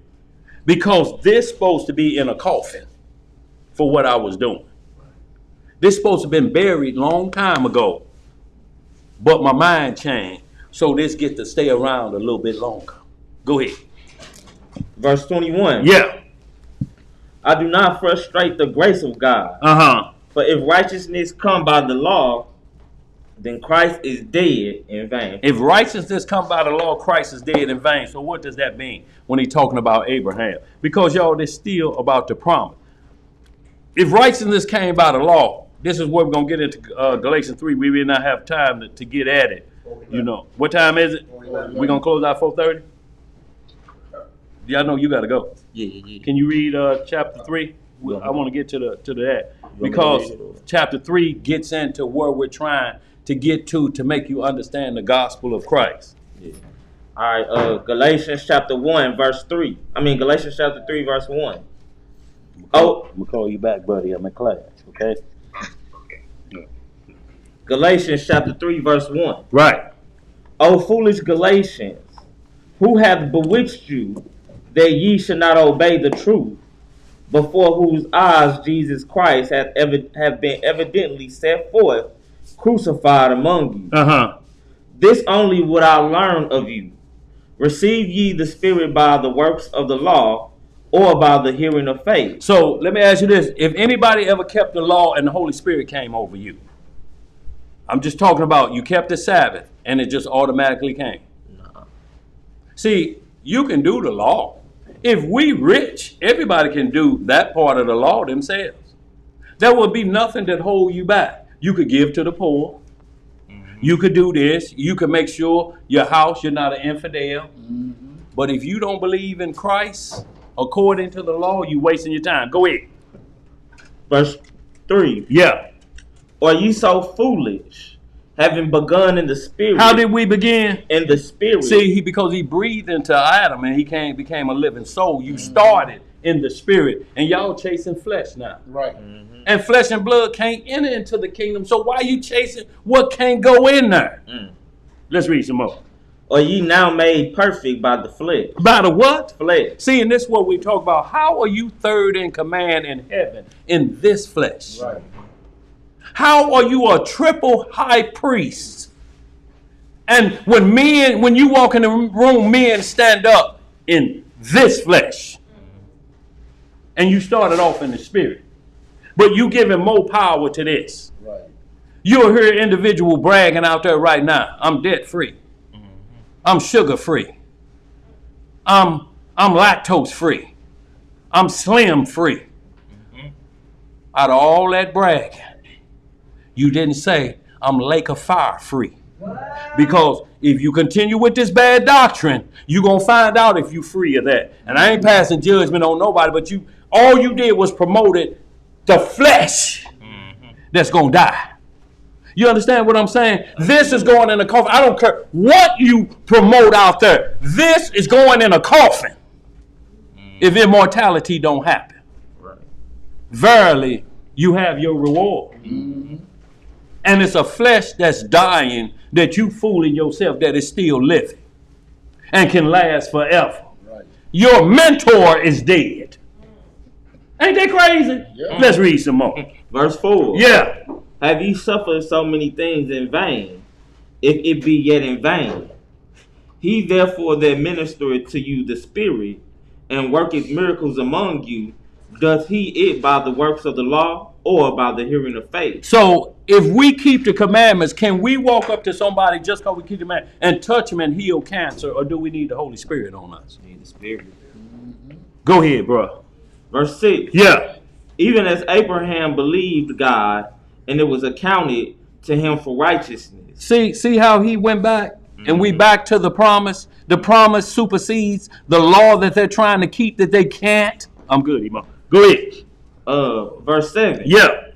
Know ye therefore that they which are of faith, the same are the children of Abraham. Those that are of faith are Abraham's children. This is what he was trying to tell them Pharisees. If you got faith. How y'all talking about what Abraham did? Abraham saw my day. He believed in me 2,000 years before y'all ever showed up or were birthed.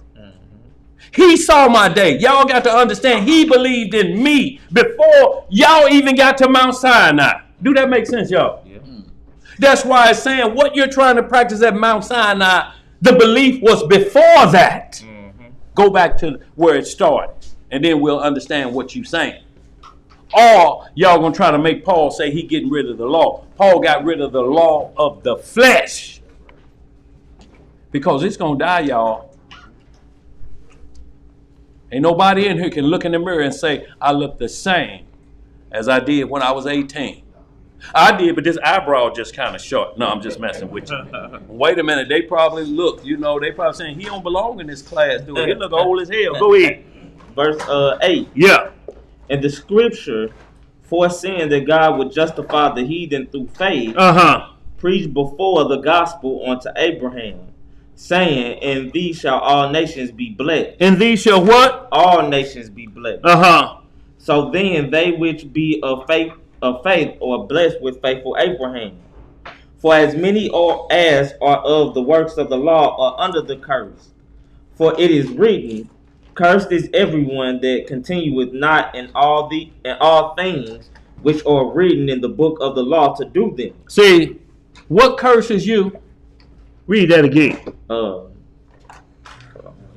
Read the whole verse again. All right, verse 10 again. Yeah. For as many as are of the works of the law are under the curse. For it is written, cursed is everyone that continueth not in all things which are written in the book of the law to do them. So what's written in the book of the law is to Christ is coming. That's written in Deuteronomy 18, ain't it? That's written in Joshua 5, that Christ is coming.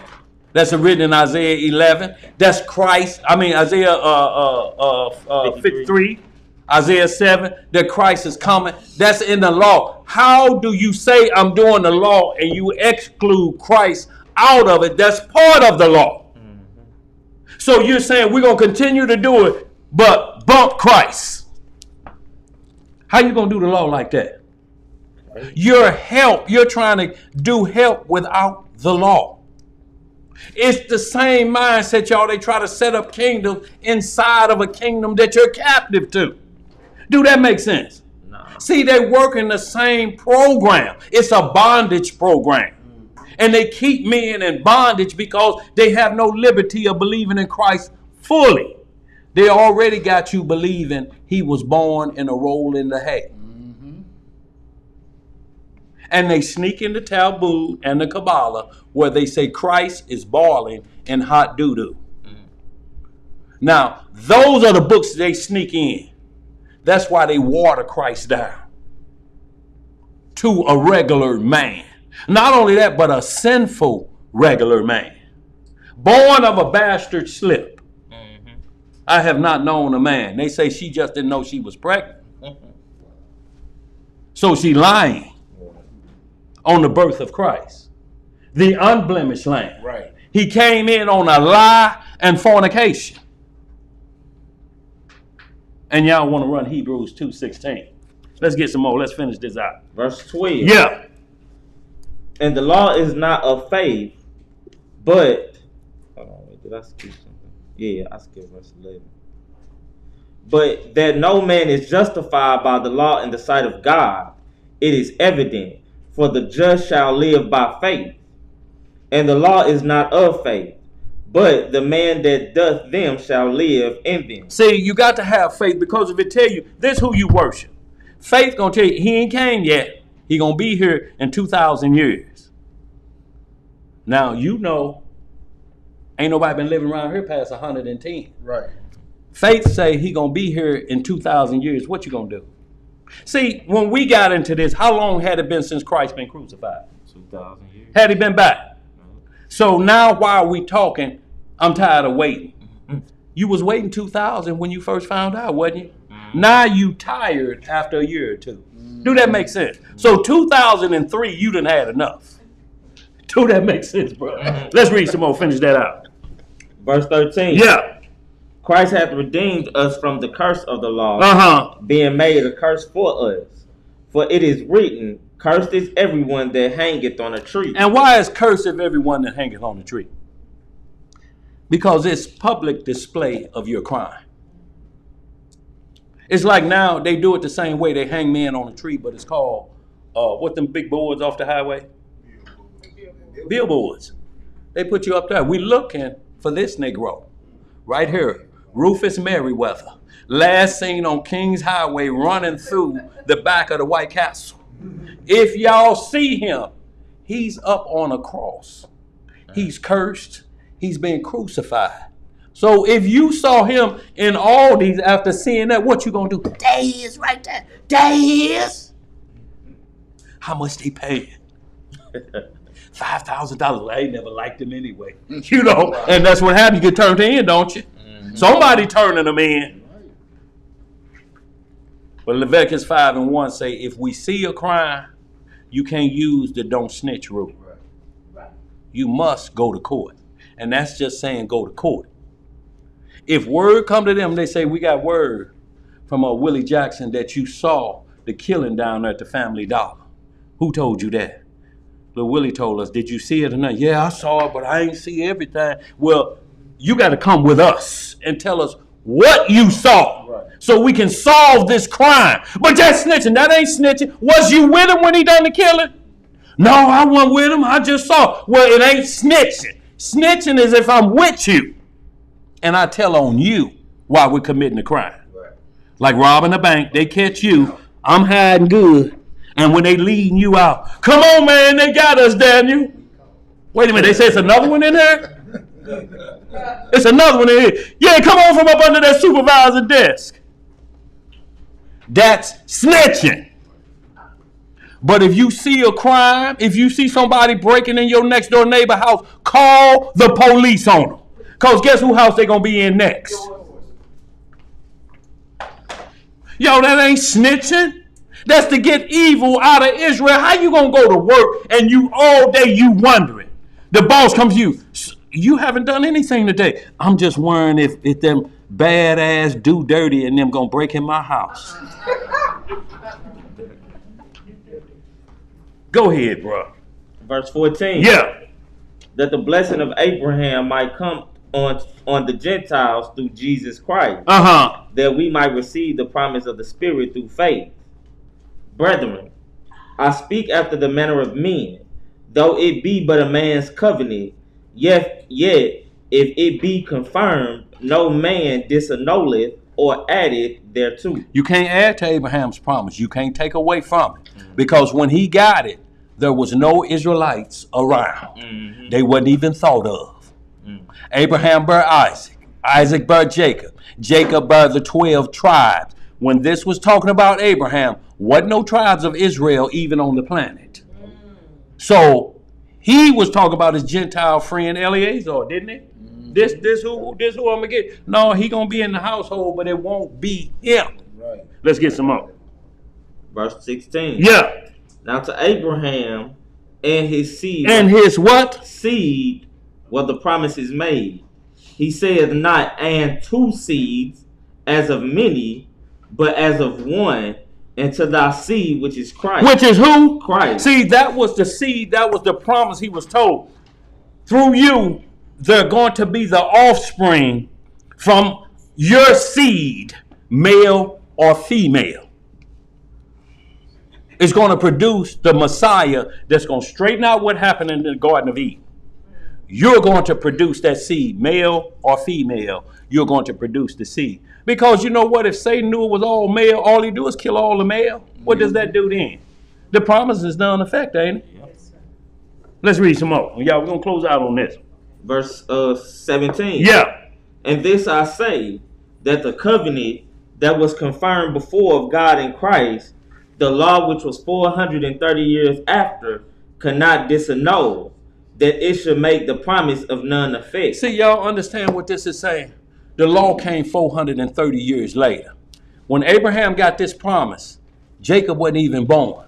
430 years later, they came out of Egypt to Mount Sinai. He said, whatever Moses wrote down has zero to do with this promise I made.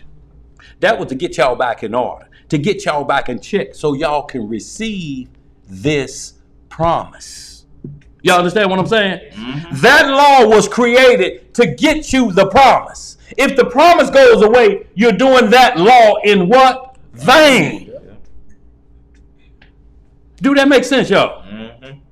It cannot disannul. What happened at Mount Sinai can take nothing away from Abraham. Right. Because Abraham got a bosom, don't he, on the third level of heaven, right? Mm-hmm. So what gate do Abraham go through in the 12 tribes? Anyone. Anyone he feels like. I think I'll stroll through Judah today. Right. I think I'll scroll through Naphtali's gate today. Y'all was in my bosom waiting to get y'all reward. When y'all in my house, right, waiting to get y'all reward. Ain't that where we go? Abraham's bosom, right? Mm-hmm. To the promise, right? Mm-hmm. Let's get some more. Finish that out. Verse 18. Yeah. For if the inheritance be of the law, it is no more of promise, but God gave it to Abraham by promise. Is the inheritance is of the law, y'all. That's what we're talking about. Mm-hmm. If the inheritance was what happened at Mount Sinai, because it ain't said nothing about that at Mount Sinai. If that was the case, Abraham promised, and the Lord can't lie, can he? Mm-hmm. And when he say, I make a promise to you, you don't have to worry about sitting on the porch like a child waiting on a deadbeat dad. Right. It was 10 a.m. and the birds just started chirping or just quit chirping. Mm-hmm. Now you heard wolves howling. Nighttime creatures. And you still sitting on the porch with your bag waiting on your daddy. That's where you would be with just a law only and no faith. Still waiting with your bag on the porch for your daddy to show up. But you ain't got no faith. Right. Let's get some more. Verse 19. Yeah. Wherefore then serveth the law? See, this is the question now. So Paul don't want to get away from, I ain't telling y'all to keep the law like most of these camps try to say. Wherefore then serveth the law? Go ahead, bro. It was added because of transgression. Because of what? Transgression. Till the seed should come to whom the promise was made. And it was ordained by angels in the hand of a mediator. Right. Now a mediator is not a mediator of one, but God is one. Is the law then against the promises of God? See, is the law then against the promise of God? What Paul say? God forbid. What does God do? Forbid. See, the promise is not against the law. Mm-hmm. The promise works by the law. But it's not against it. It's just saying if they keep the law like you kept it, and then they believe in me when I visited you on 18, then they keep the entire law. Mm-hmm. And ain't none of it to the point. So no, we need the law. We need the law to help with the promise. Y'all understand? Mm-hmm. That's the only way the promise is going to be fulfilled. Or we're going to get like people keep saying, I think we need to go back to Mount Sinai and wake the Lord up. Then heard it twice by non-messianics. What?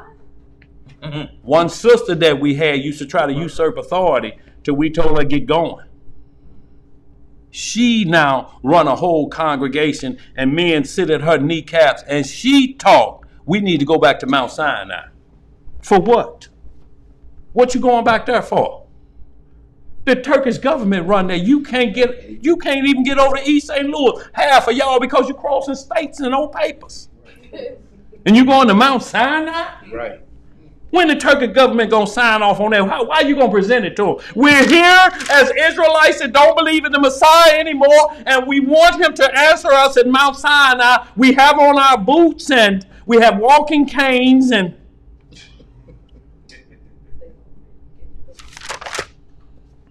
let's read some more. Verse 21 again. Is the law then against the promises of God? God forbid.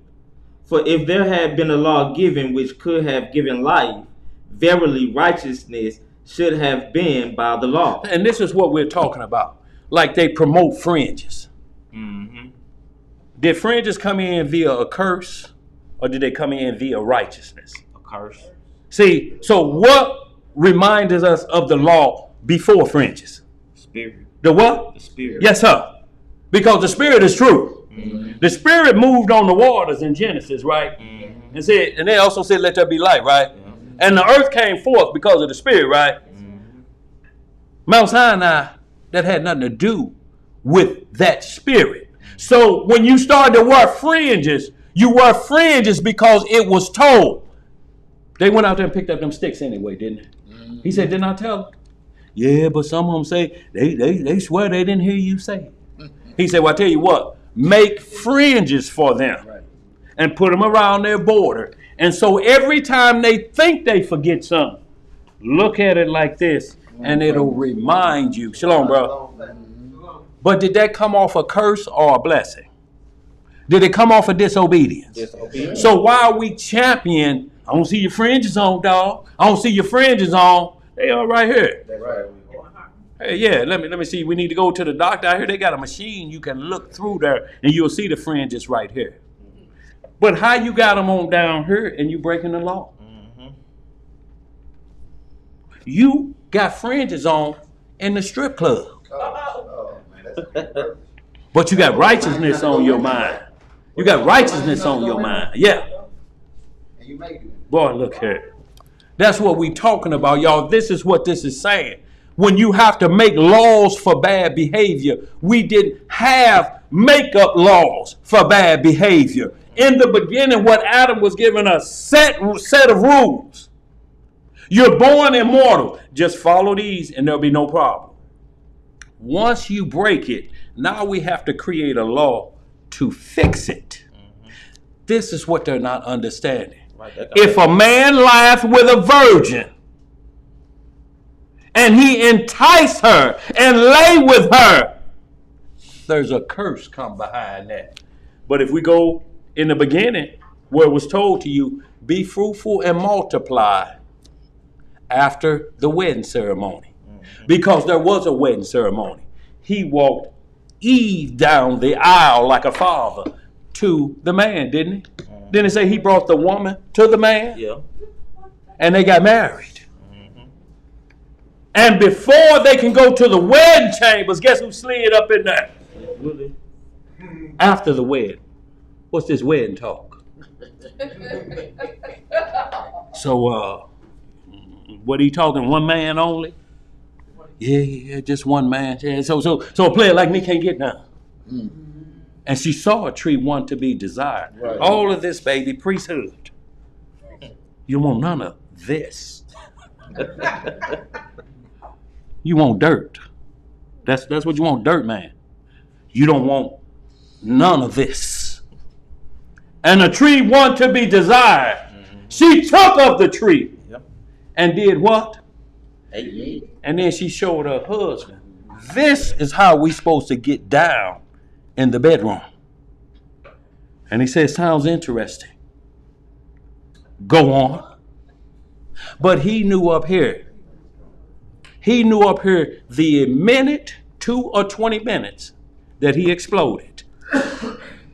He knew then, you ain't no good. You done led me down the wrong path. I'm getting away from you evil. Right. It's just like the Rockadoochies.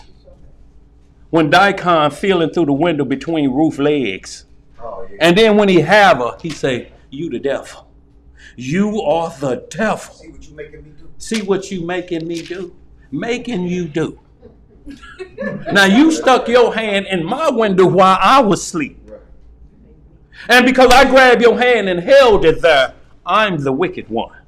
But you up searching in the night, not in the daytime, but in the night when everybody's supposed to be asleep. Right. You peeping in a window. Hand moving faster than a thief in an open bazaar. And you call her wicked. Do y'all understand what we're saying? This is why the law is a curse. It had to be things to keep men's mind from that. But when we in the order of Melchizedek and the order of Abraham, Isaac, and Jacob, when we in that order, you stop it. What the hell would I look like going out my door this time of night to go do some sneak fondling? Right. Let me lay my rear end back down. That's what's supposed to be up here. Right. So you don't have to blame her. So she lured you out. You heard her calling you in your bed. You sleep. Willie. Willie, come and get it. Anybody calling Willie? Willie, I'm coming. Putting on shoes and there you go. And now we got Proverbs 7. The bed is already set. My husband. My husband, the good man, is going on a long journey. My bed decked out. I got the sweet smelling spices. I got that cologne you like all over the pillow, that high karate. I got all what you like. Right. Go ahead, bro. So it's not saying the law is bad. The law at Mount Sinai was to fix what was broke in Genesis 1. The commandments up here. It puts them back on paper till you get them back up here. Every job, you have to go through your human resources. You have to go through the policies, don't you? Once a year, right? Do they put those policies up every weekend? One time, don't they? And they have you sign off on the policies. I will not smoke on the front. Loitering. I will not go to someone else's cubicle. I will not steal someone else's lunch and act like I didn't eat it with mustard in my mustache. I will not. And you sign off on all of that. But they don't repeat it again. They hope that that settles in you till when? The next time they repost it. Let's check again and see if you on point.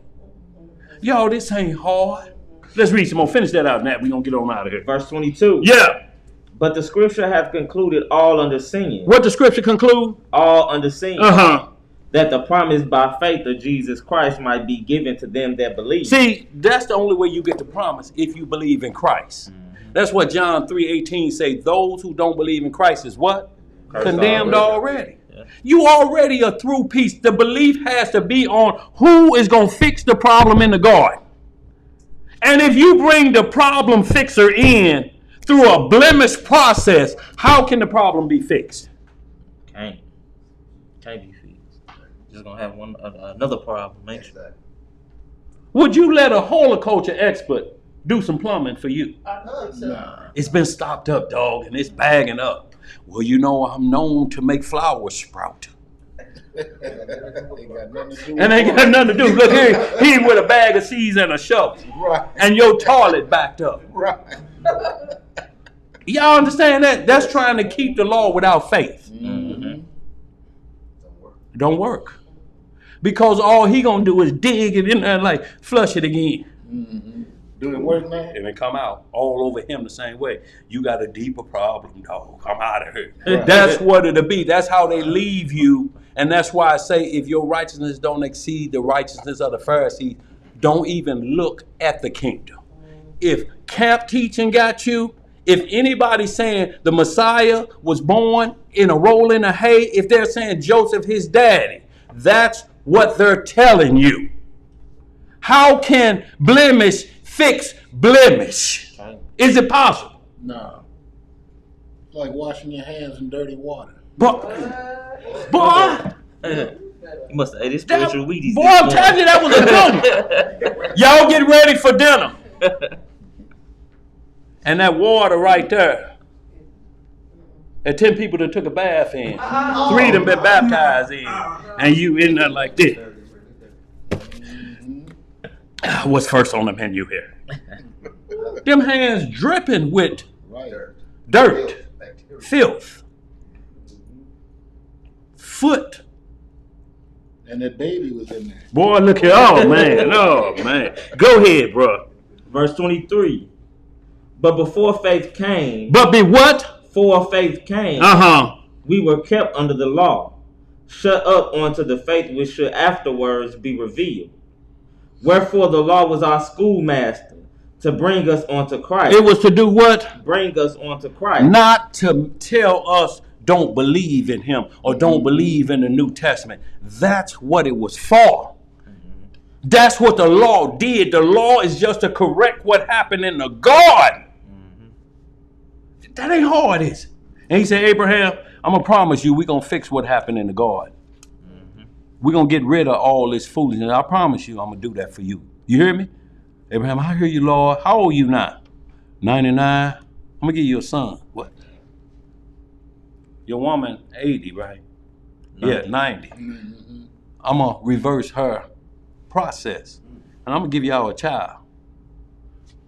What law could you keep that will make you believe that? Just name any of the 613, any of the statutes and judgment that would make you believe that. What law would make you believe that?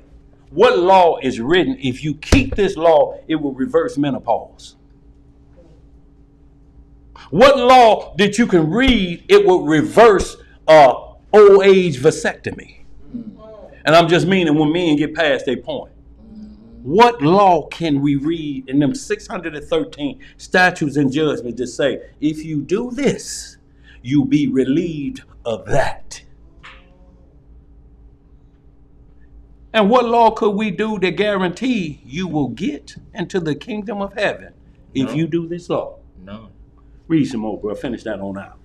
Verse 25. Yeah. No, verse 24 again. Yeah. Wherefore the law was our schoolmaster to bring us unto Christ. That we might be justified by faith. That we might be justified by what? By faith. Who is faith? The Messiah. That's right.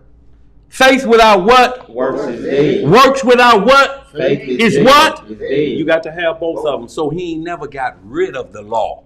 He just added that part of the law to prevent you from having to fight with this law to stay in line.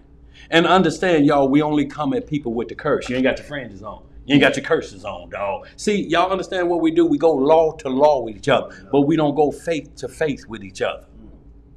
Because the whole thing is about our Messiah that's coming to fix it. And they say we want to hear what he's saying. The law say he must be born this way with a man and a woman. Well, before you read that law, before Paul came and wrote it to you in Hebrews 2:16, what was first? How did Adam get here? Who's Adam mama and who's Adam daddy? Now, you're going to give me Wisdom of Solomon, you're going to give me Hebrews 2:16, but yet you won't tell me who's Adam's mother. If you're telling me it can only be made with a man and a woman going into a closet, who did Adam, the father, go in the closet and Adam was produced? Who's the mother? See, that's what we're trying to get back to. The God created man without sin. We all under sin. Didn't I just say that we all under sin? Adam was born without sin. Him and Eve. And they transgressed. So now this is shaping an iniquity. But our soul is free. Our soul is immortal. But this is going to die. Right. I don't care how much turmeric you put on it. I don't care how much exercise you put on it.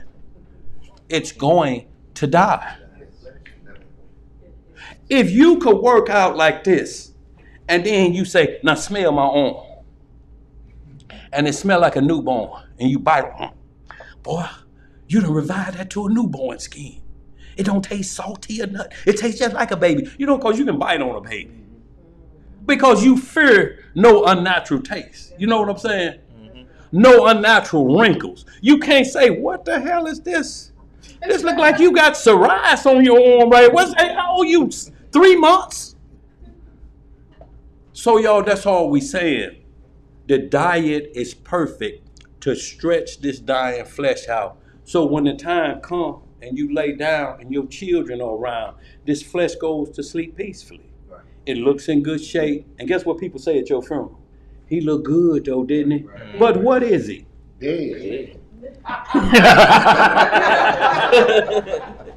Look good, didn't look good. Oh, he still look groomed up, that mustache. Look, I'm telling you, he look 89 to me. He look 49 to me in that casket, but what is he? Dead. Right, Minister. Go ahead, y'all. Let's finish that out. You got one more verse on that? No, verse like 3, 4. Okay, go ahead. It's verse 25. But after that, faith is come. We are no longer under a schoolmaster. See, we're no longer under a schoolmaster. We should not be talking to people about, brother, you know your fringes. Brother, I know my fringes. You got your fringes on. See, if everybody, everywhere we go, we have to check to make sure you got your check on you so you won't get out of line. No, we just miss you. Man, Willie say pick him up. Hell no. Willie got a problem with where we going. He gonna show out. We're not going to pick Willie up. And you drive past Willie's house. You understand what I'm saying? Because we don't want to have to get into the point that every time we get in the car, now you remember last time you pulled your pants down in front of them children at that concert. We ain't gonna have that today. Now you get on in the car. Would you put him in the car? Nah, you gotta stay at home. You gotta stay at home.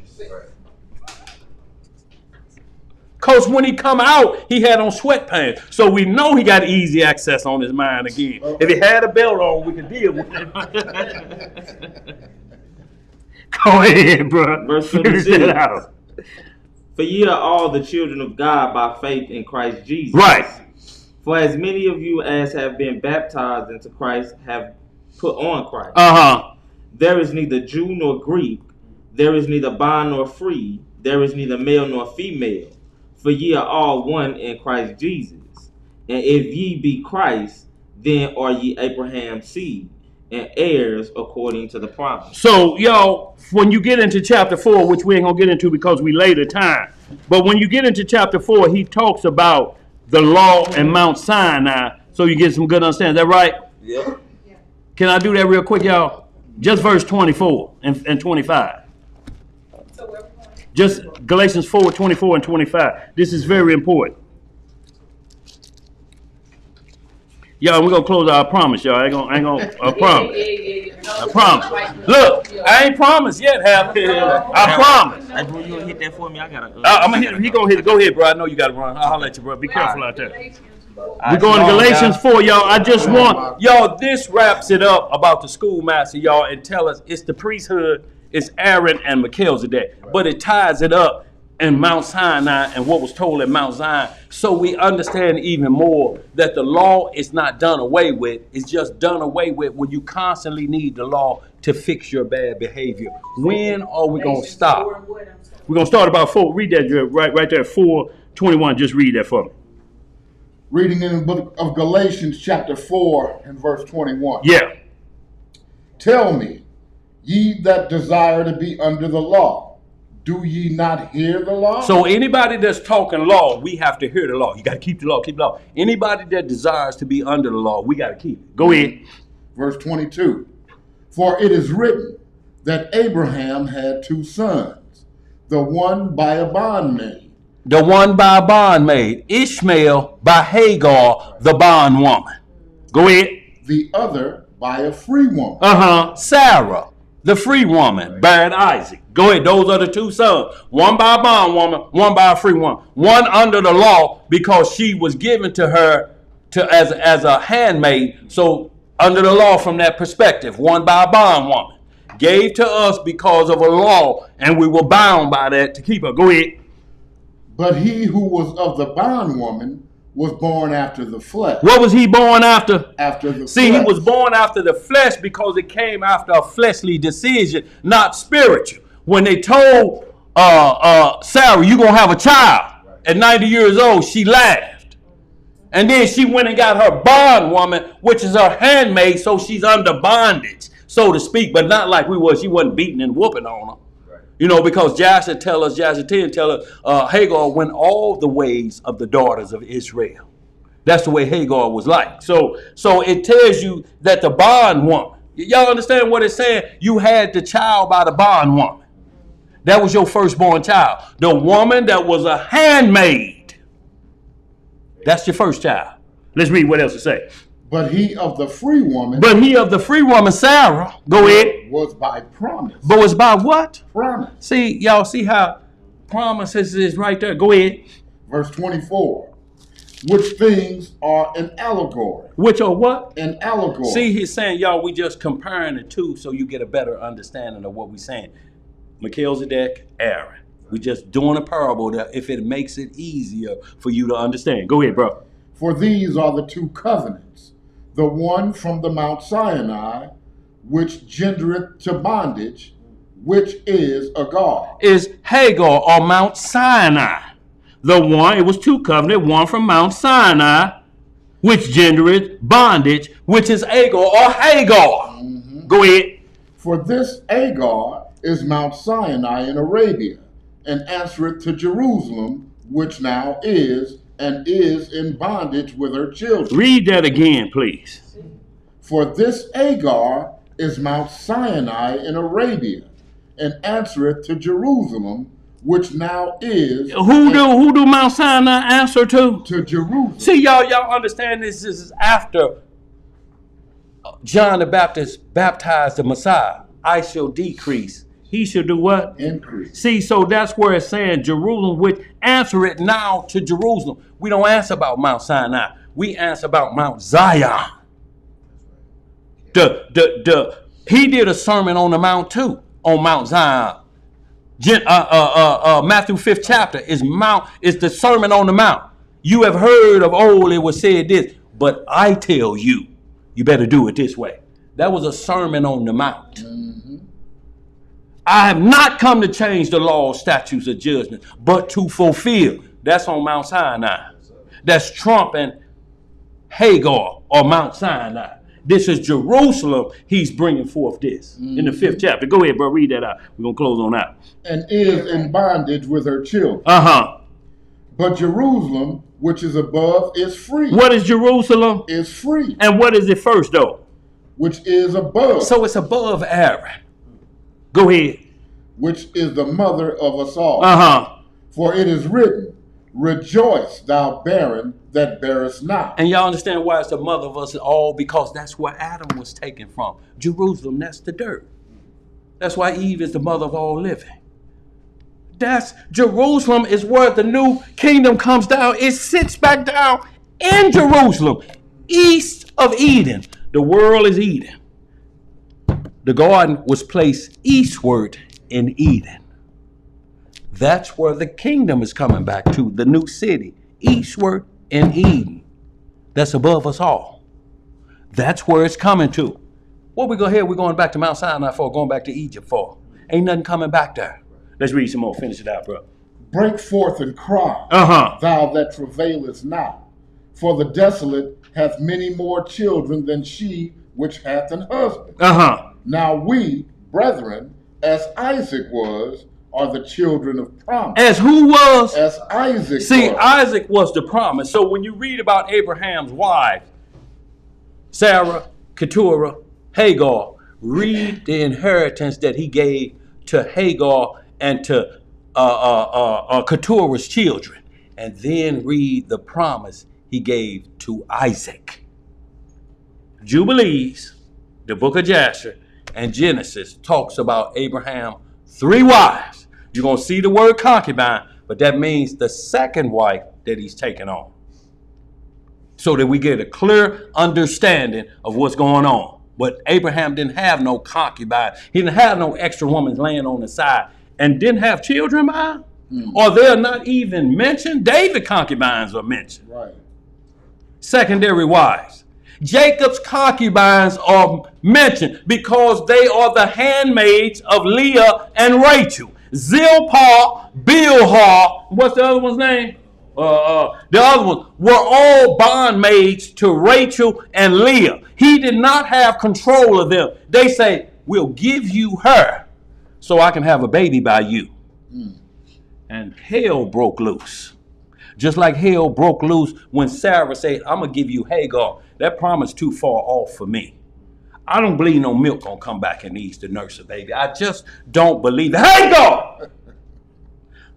go into my husband. No, I ain't going to do that. I'm telling you to go in. It disturbed Abraham so bad he went to the Lord. Look, my wife want me to take Hagar. What the Lord say? Listen to her.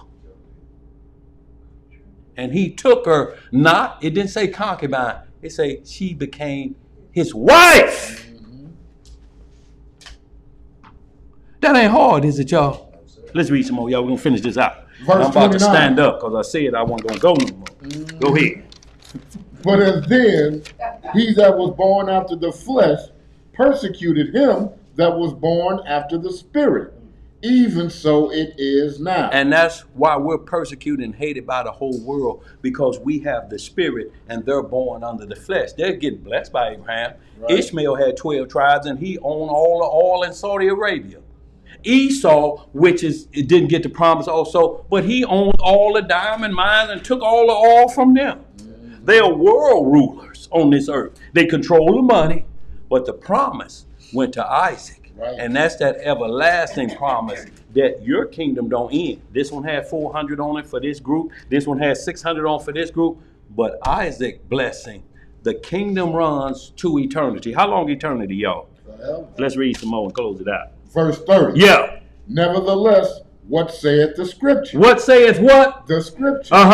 Cast out the bondwoman and her son. And that was Sarah told her.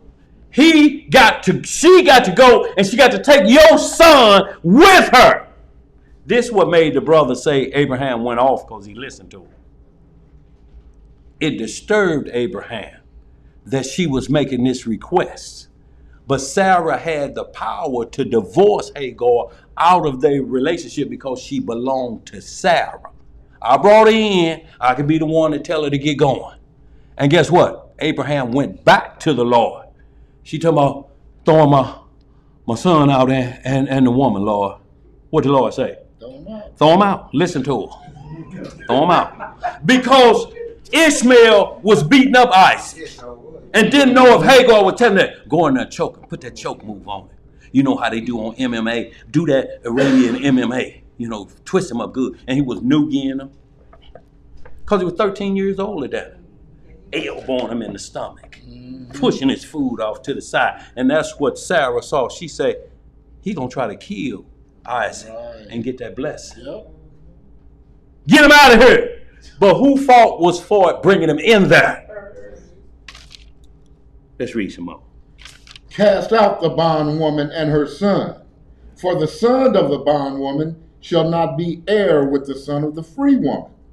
So then, brethren, we are not children of the bondwoman, but of the free. But of the free, so no other doctrine, no Masonic doctrine, all that's of the bondwoman. If you run back down into Egypt, if you keep talking to me about Mount Sinai and don't talk to me about Mount Zion, if you don't talk about me the commandments that was given Adam, then you're going back to the bondwoman. You want to be up under a curse. See, that way you can get into your extortion game and blame your brothers, and that's all they do in them camps. Nigga, do I have to tell everybody what I saw you doing last night? Well, you said you weren't going to tell nobody. Right. Hey, around here, we supposed to bring forth the truth. Right. Well, I hope you're going to tell him you slept with his mama. Uh-oh. There you go with that again. See, y'all, this is what we're talking about. Consciously, the free woman, Jerusalem, make you think it out before any trouble ever start. If I do this, no, every action has a what? Reaction. I can't do that. I can't do that and not care about the reaction. I cannot just, because I hate police and he's sitting in a chair watching stealing at Walmart, just steal him in his jaw. Because I feel like it. What do you feel like doing after that?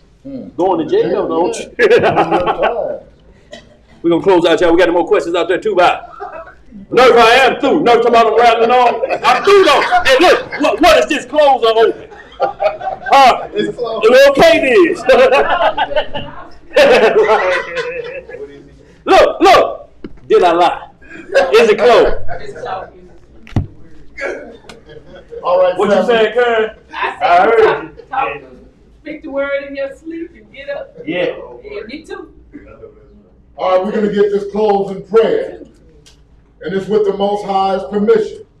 And it's in the name of his only begotten and beloved Son. One more scripture. No, just message. Go ahead, bro. You sure? Yeah, sure. Go ahead, bro. Just message. Our uncrowned King. Yes, sir. Our Redeemer. He's our Lord and Savior. Yes, he is. Yahushua HaMashiach. Yes, sir. But we know him as Jesus the Christ, y'all. Yes, sir. Long live the King. Long live the King. Reading in the book of Psalms. Read. In the 63rd chapter, it reads, Yes, sir.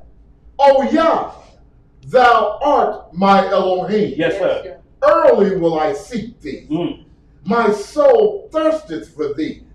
My flesh longeth for thee in a dry and thirsty land where no water is, to see thy power and thy glory, so as I have seen thee in the sanctuary. Because thy loving kindness is better than life. My lips shall praise thee. Thus will I bless thee while I live. I will lift up my hands in thy name. My soul shall be satisfied as with marrow and fatness, and my mouth shall praise thee with joyful lips. When I remember thee upon my bed and meditate on thee in the night watches, because thou hast been my help. Therefore, in the shadow of thy wings will I rejoice. My soul followeth hard after thee. Thy right hand upholdeth me. But those that seek my soul to destroy it shall go into the lower parts of the earth. They shall fall by the sword. They shall be a portion for foxes.